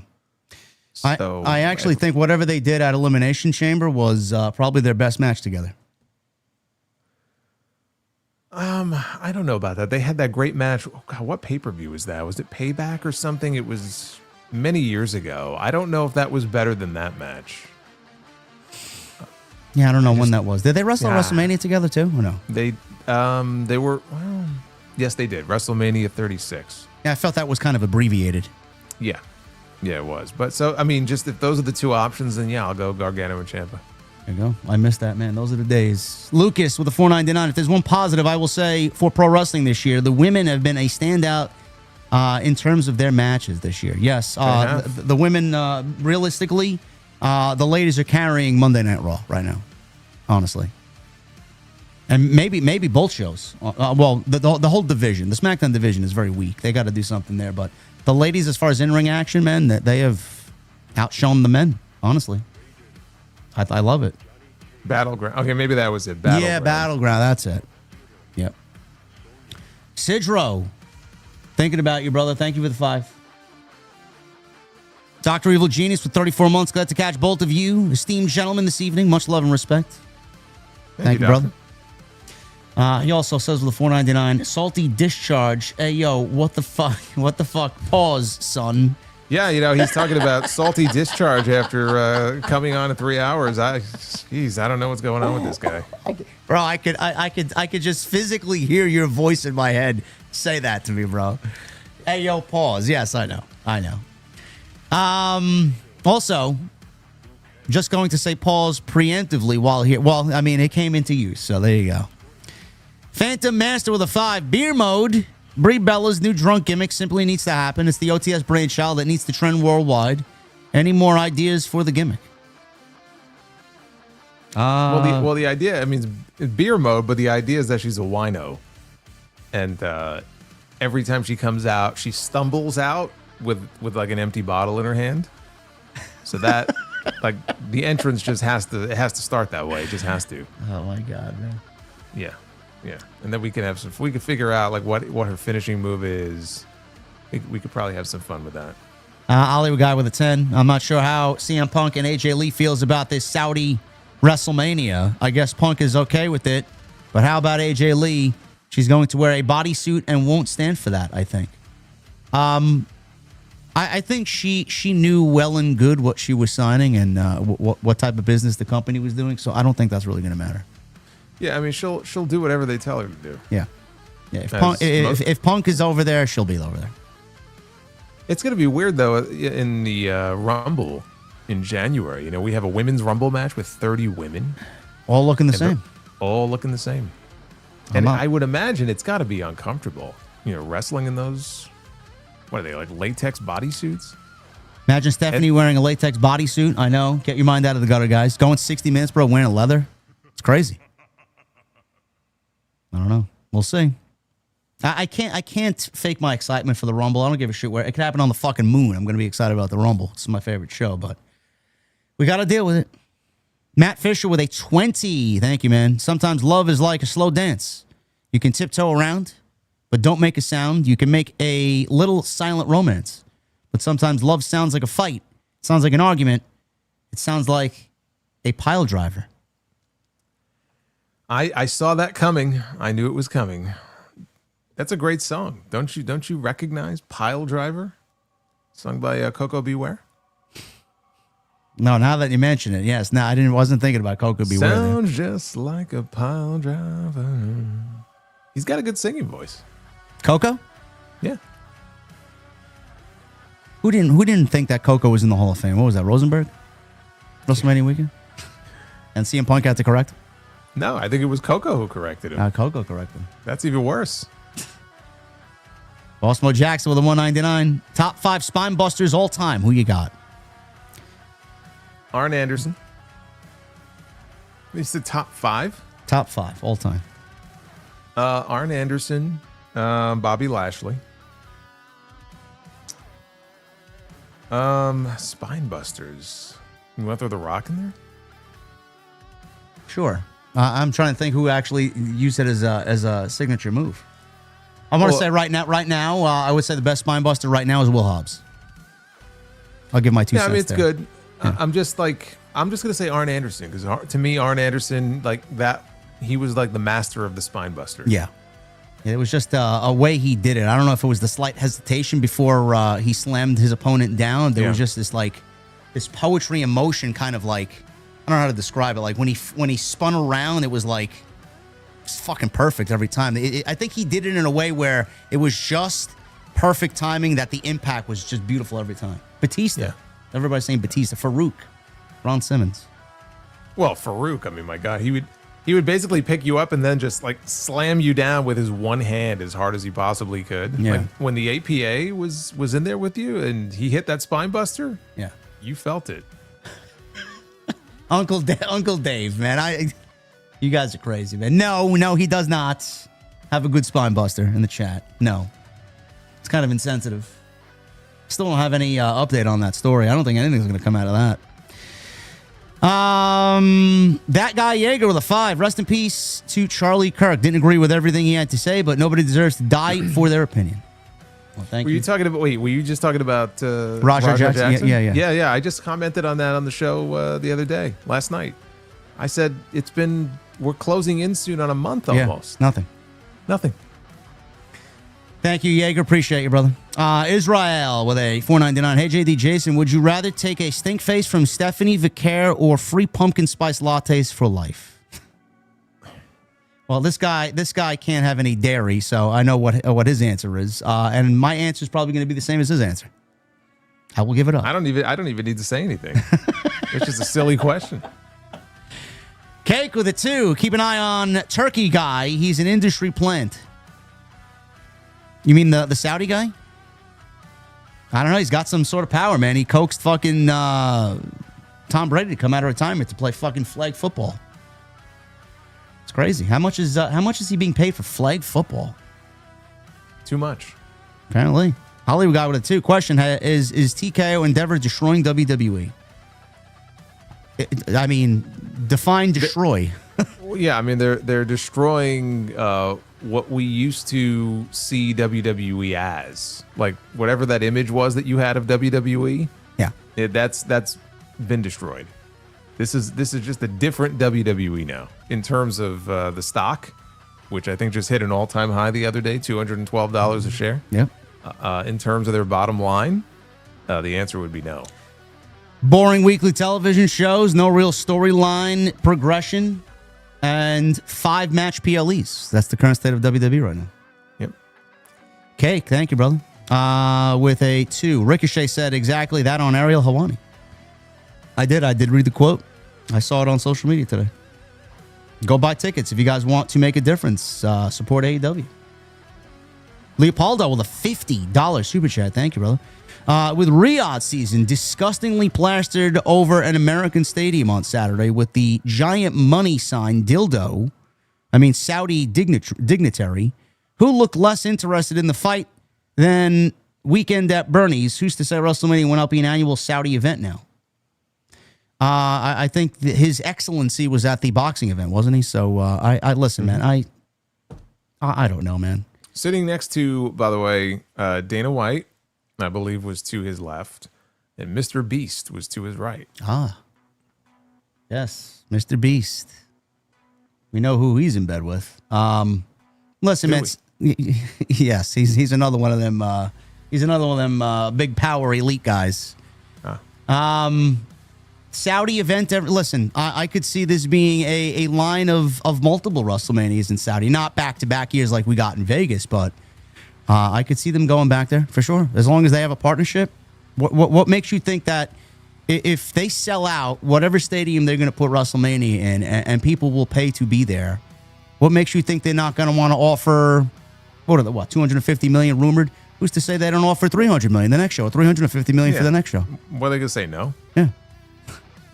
Even if they've already announced, as we know, if they've already announced some other place for WrestleMania, they'll just yank it and go back there the next year. Yeah. So, Joker's Voice with 11 months. Hail TNT. After Jay Tiffany on Friday, Booker T stated he'd like to see Jade to Reality of Wrestling in Houston to get fine-tuned thoughts.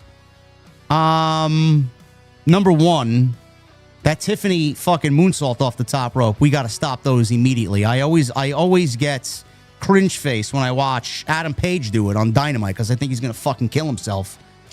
you know what I always... She hit her head so fucking hard on the mat on the outside, bro. I'm surprised she even got up. Well, I mean, that's why she got pulled from the match tonight. Yeah. I'm sure that was the spot that did it. But the thing I always cringe at, and she did this also on Friday, every time she does the Swanton Bomb, like she tucks her head at the very last possible second. So it almost looks like she's going to take a header right into the mat. Yeah. One of these days she's going to. It was a beautiful move, that Swanton. Don't get me wrong, but it's like she waits to like the last millisecond to actually fucking finish the sequence. Scott Woodford with 30 months. Is Saudi WrestleMania 33 a jet to holiday? Asking for a friend. That's all I hear. Every time I watch these videos on Instagram or something, it's like, nothing beats a jet to holiday. And I hear that music and I'm like, what the hell is a jet to holiday? What is it? You got to fill me in. What the fuck is that? But you don't hear that in some of these videos? No. It's, like... You'll be watching a random video on Instagram or TikTok or Twitter, and the audio will have nothing to do with the video. It's like it's lifted from some advertisement, and it's this woman with, like, I think a British voice maybe. Nothing beats a Jet 2 holiday, and so people had to explain to me. It's just like a Jet 2 holiday is basically, I think it's an airline in Britain, but it's like one of these really cheap budget airlines that people kind of make fun of. But it's become like a meme now, where that audio is just like spliced into tons of random videos on social media. But I didn't know what it was until they explained it to me. I say someone said it's like the Spirit Airlines maybe of the UK or something like that. So I'm like, oh, okay. It's like a cheap, like a dirt cheap holiday, I guess, that people take. Bro, I could fly in the most luxurious way over to Riyadh. I would never in 1,000 lifetimes take that flight over there. 18 hours or whatever it is, 17 hours? No way. That's the one thing. Like, I would love to one day make the trip to Japan. That's like on my bucket list of places to go, like Tokyo, but it's like a 15-hour flight. Yeah. I'm like, I don't like flying more than like 5 hours. No, me neither. So the prospects of a 15-hour flight or having to make multiple stops and this and that doesn't really entice me. No. It's what really kind of persuaded me not to go to Vegas for WrestleMania this past year. Probably more of the same next year. I'd love to visit wine country in California. I want to be a wino too, but no. Well, I mean, that's fine. I mean, what is that? 5 or 6 hours, but Seattle's another one. Coffee in Seattle. I have to go. I can't do it. No, I mean, I've been to Vegas. I've been to California. I've been to Portland, Oregon. I've been to that part of the country, and I mean, it's like a 6-hour flight. I'm talking like these international flights. Yeah. If you're someone who can sleep on a plane, then you're good. I just don't. I don't sleep on a plane. You can. I can't. I know where I am. I know I'm fucking 30,000 feet in the air, and it's like I just lay there with my eyes closed, and that's not sleep. People tell me, oh, but that's rest. That's restful, time. No, it's not. I want to be knocked out cold. I want to be not knowing what's going on around me. Take a sleeping pill. Yeah, I've had a couple of whiskeys, but it doesn't work. Baltimore Jackson with the $4.99. I feel luchas don't belong in WWE. It sucks. They are rarely booked seriously with few exceptions. What would it take for WWE to book luchas better? I don't know. Good creative. How you got Phoenix and Penta, and fucking Phoenix is doing nothing on SmackDown, and Penta's in a fucking New Day vortex. What are we doing?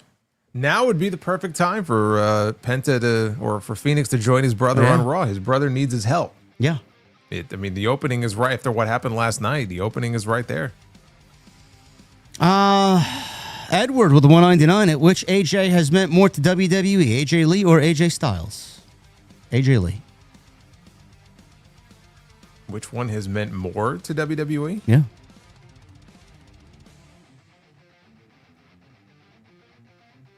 AJ Lee. Yeah. Fox with the 199. Not being with Charlotte anymore didn't help Andrade either. Yeah, there was a report that said it had nothing to do with that. I doubt that was a reason. I thought that was an amicable separation there. WrestleMess with the 199. Unpopular opinion, Rhea should never beat EO. That takes some fucking balls on WWE's part. I just don't see them doing that. Jorge with a 5. BLTs for everyone. Yeah, I'll put that on the menu in the venue. Ryleek with a 499. Come on, Solo. We knows you're hungry. Go get a BLT made for yourself. It's going to be the official... the official sandwich of the sound off? Official sandwich of TNT. Yeah, BLTs. Cake. Bobby Roode looks like a bum. No reaction. Yeah, Bobby Roode was a fantastic heel back in that day, bro. I didn't watch the show. The fact that he got no reaction, if that's the case, that's sad. That was a great gimmick. Bossmo Jackson with a 999. So, how do I sign up? Where can I get a VPN number? And how can I use it to watch WWE events on my TV? Right now, the only thing I can watch is Raw and NXT and catch the podcasts. I'm slightly annoyed. I'll leave that up to you, bro. You want to tell? Well, if you go to expressvpn.com/Solomonster, you got to sign up for it. But if you use that code, it'll get you an extra 4 months free. Once you've got use of the VPN, you can use it pretty much on any device. Smart TV, laptop, phone. I have it on my laptop and my phone. It will allow you to spoof your location. So you literally pick a certain country. They'll have like servers for different countries. You just pick it from a drop-down menu, whatever country it is that you want to mimic. You connect to that server. Like if I connect to a Canadian server, I'm a Canadian citizen. It's like I'm in Canada. But it spoofs it as if you're in Canada, so you can watch Raw on Netflix, for example. Or if you're in the UK, same thing. That's basically how it works. And it has other benefits also, security benefits, encryption, that kind of thing. But it's very easy to use. I find myself using it on pretty much every WWE show now. I wasn't using it for SmackDown. I just put USA on and watched SmackDown until we had that show last week where we were assaulted by fucking commercials every 2 minutes. And that's a good way to put it, man. You were assaulted. Like, fuck this. So I used my VPN to watch SmackDown this week, and it was great because I got to see some of the stuff during the commercial, and then during some of the commercial breaks, I got that. You might have seen this before. It's this screen where they show just like different wrestler wallpapers, and they play this music. Yes, I know the music. So they play that for some of the breaks, but I'd rather listen to that for 2 minutes than watch the same commercials over and over. So you'll get a lot of use out of the VPN, especially now when it comes to WWE. Yeah, it's worth it, Jackson. It's definitely worth it. Demeter from the ghetto Bronx in Tennessee, bullying with a 799. J-Man and Solo, what's cooking? Good looking. Today I was watching Carlos Estevez doco on Netflix. My cue is wood. Triple H, Nick Khan, Penta allow Sheen to compete in War Games. Is that Charlie Sheen? Charlie Sheen? Yeah. Charlie Sheen in War Games? I don't know. Demeter, you are a crazy set of... You're as crazy as Bailey. He's got that tiger blood. Yeah, thank you, Demeter. Nate with a 2. Would you rather take Stephanie Vaquera's Devil's Kiss or Rhea's Stink? Stephanie. What is with these questions? I don't know. You guys are... get your mind out of the gutter, guys. Come on. Basic with a 499. The 3 most dangerous letters in all of professional wrestling. BLT. Yeah. I thought you were going to say TNT. No, he said BLT. Cake with it, too. John Cena versus the entire Nexus on December 13th. Now, You really want John Cena in his retirement match against Michael Tarver? Who said it Against recently? Ryback? What was it? Yeah, really. Didn't David Otunga say it would be criminally just like wrong if John Cena didn't encounter the Nexus during his final run? Of course, he's trying to angle for a payday. Yeah, he wants to get in on the action. He does. Nobody wants to see it though. Alex with a $10 super chat. Brother JD and Solo, what if Seth takes out Punk in an injury angle and curb stomps AJ Lee, which leads to Cody and or Roman introducing themselves into the storyline, thus leading into War Games? It's always possible. It's always possible. Roman? No. Roman's going to be filming, so he's not going to be there. Cody? Could be. Could be. It's going to be interesting. No, I feel like Cody's got his own thing going on. War Games is definitely going to involve CM Punk and The Vision. Who's going to be on Punk's side? We don't know. Probably the Samoans, but how we get there, nobody knows. Endless. You sure the MFTs are not going to be on the other side? No. It's nice that we don't have the MFTs on SmackDown. You know, believe it or not, the MFTs were a nuisance on SmackDown, and now that they're not on SmackDown, it's still just as bad. Yeah. It's crazy. Maybe it's not the MFTs. Endless with a 199. Thoughts on Triple H booking this year compared to NXT 2021? It's not the same. It's not the same.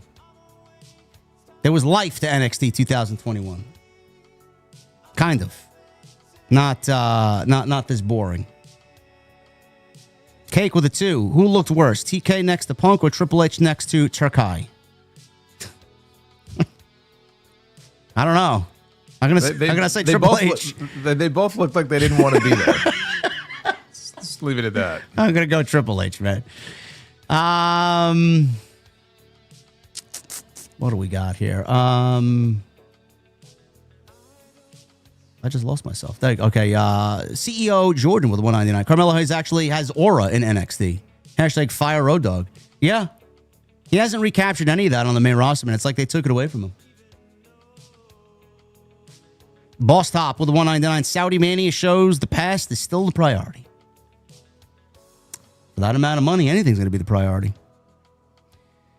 Stephen Brewer with a 999. A bigger concern I have for WrestleMania 43 besides the legends. Saudi wants is how many will get to compete on the 2 days. Well, I don't know how many legends are going to be on this show. It's too early to even speculate what's going to happen, but if they keep it to a bare minimum, like if they really want Austin or The Rock, that's it. Outside that, I'm not looking towards a Michaels or a Taker or a Batista or a Goldberg. There's nobody that wants to see that. Austin maybe because it's with CM Punk. And The Rock versus Cody, man, I've been lobbying for that match for the last 2 years now. So yeah, let's keep it to a minimum. Lavelle with a 2. What match will steal the show at WrestlePalooza? Stephanie versus Io, right? I think that could be the sleeper match of the night. Yeah, I mean, of the 5, I would go with the women. Yeah. I mean, look, we saw what Rhea and Io did at Evolution. That stole the show. An incredible match. Stephanie and Io could absolutely have a similar type of match. Dark One with the 3 months. For now, on the BFT, will now be known as the BLT. Love TNT. Thank you, Dark One. Stephen Brew with 199. How many women compete on WrestleMania 43? My bad for the typo. How many women? I think we get the same amount of matches. WWE's going to push. Their women's division is the best in the world. For them not to be featured heavily on WrestleMania, I don't give a shit what country it's taking place in. They make a difference over there. Supposedly, WWE thinks they make a difference in that environment. So why not? Natural Born Thriller with a 2. Prayers up to JD and Solomon during these times. Thank you, man. Thank you, man. It's a dangerous world out there. LaRon with a 499. Women's rights and Saudi don't go hand in hand. I have to say, Buy Money runs WWE and YouTube. Canane with a 1 month. No message. Thank you, brother. Base Beers with it too. Saudis would have loved the gimmick battle royal at WrestleMania 17. Yes, Yeah. yes, they would have actually. That would have been their favorite match. Isn't that on the vault? I think that's on the vault. For some reason, I watched that a few months ago. It was, bro. The entrances for everybody to get to the ring were longer than the actual match. Yeah, but that was the whole point. Like it was really about the entrances, and they just wanted to have some kind of buffer, between the match. Like it was the perfect buffer match to have. Natural Born Thriller with a 5. Brock in 2018 at one point on the show said he don't watch the show while reading Backwoodsman magazine. Maybe that's why he's wondering where John Cena is. Yeah. I remember that he told him like I don't watch the show. Like he was shooting that. That's crazy. Francis Lube with a 5. I would do an AEW show the weekend before WrestleMania and let Ring of Honor, HOG, and MLP piggyback. Dynasty will not cut it. TK needs to trademark WrestleFest. Maybe you should lobby for being a part of AEW's creative team, Francis. We will see. Tony, Jason makes a solid argument as to why Tony should mini counter program there.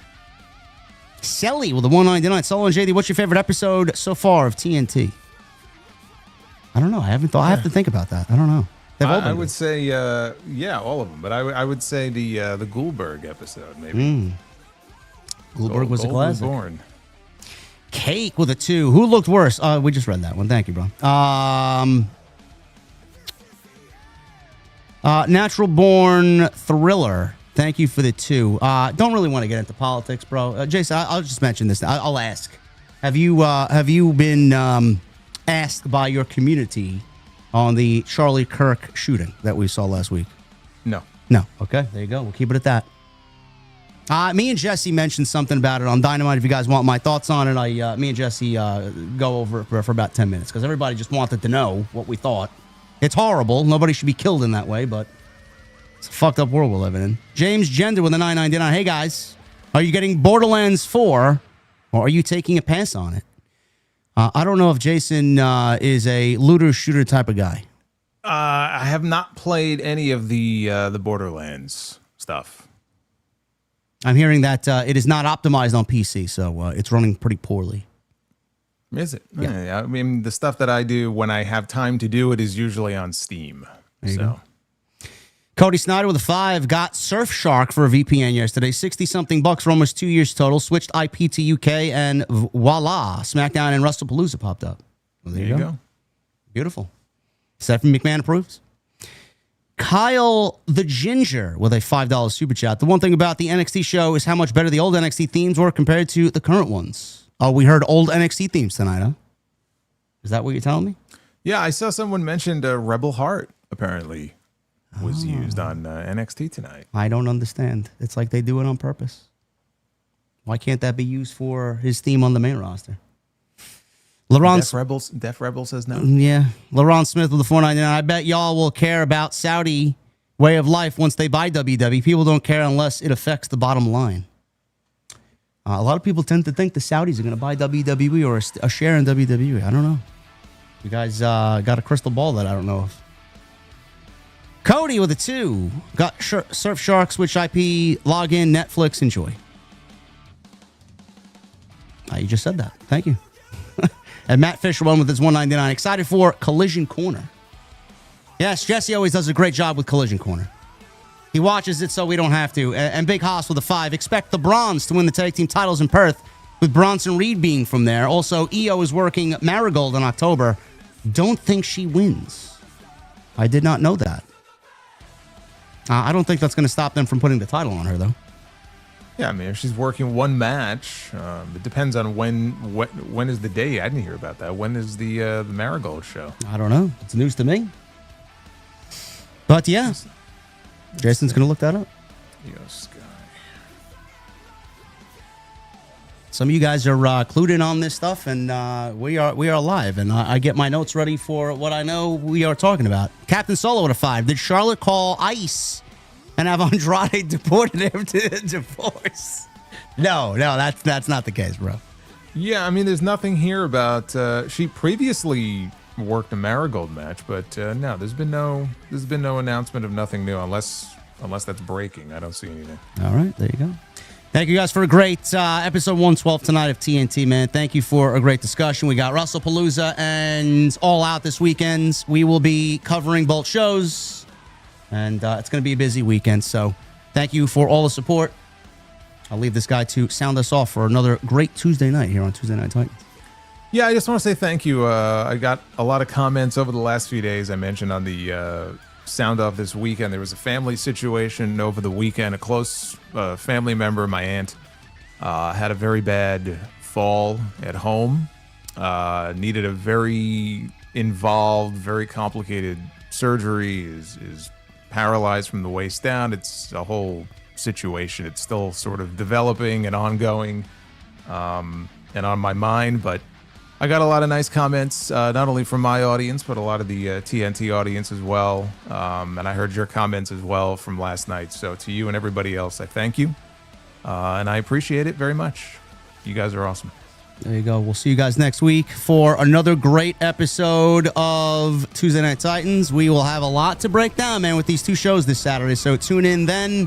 Episode 113. Follow us on social media, on YouTube. Make sure you are connected.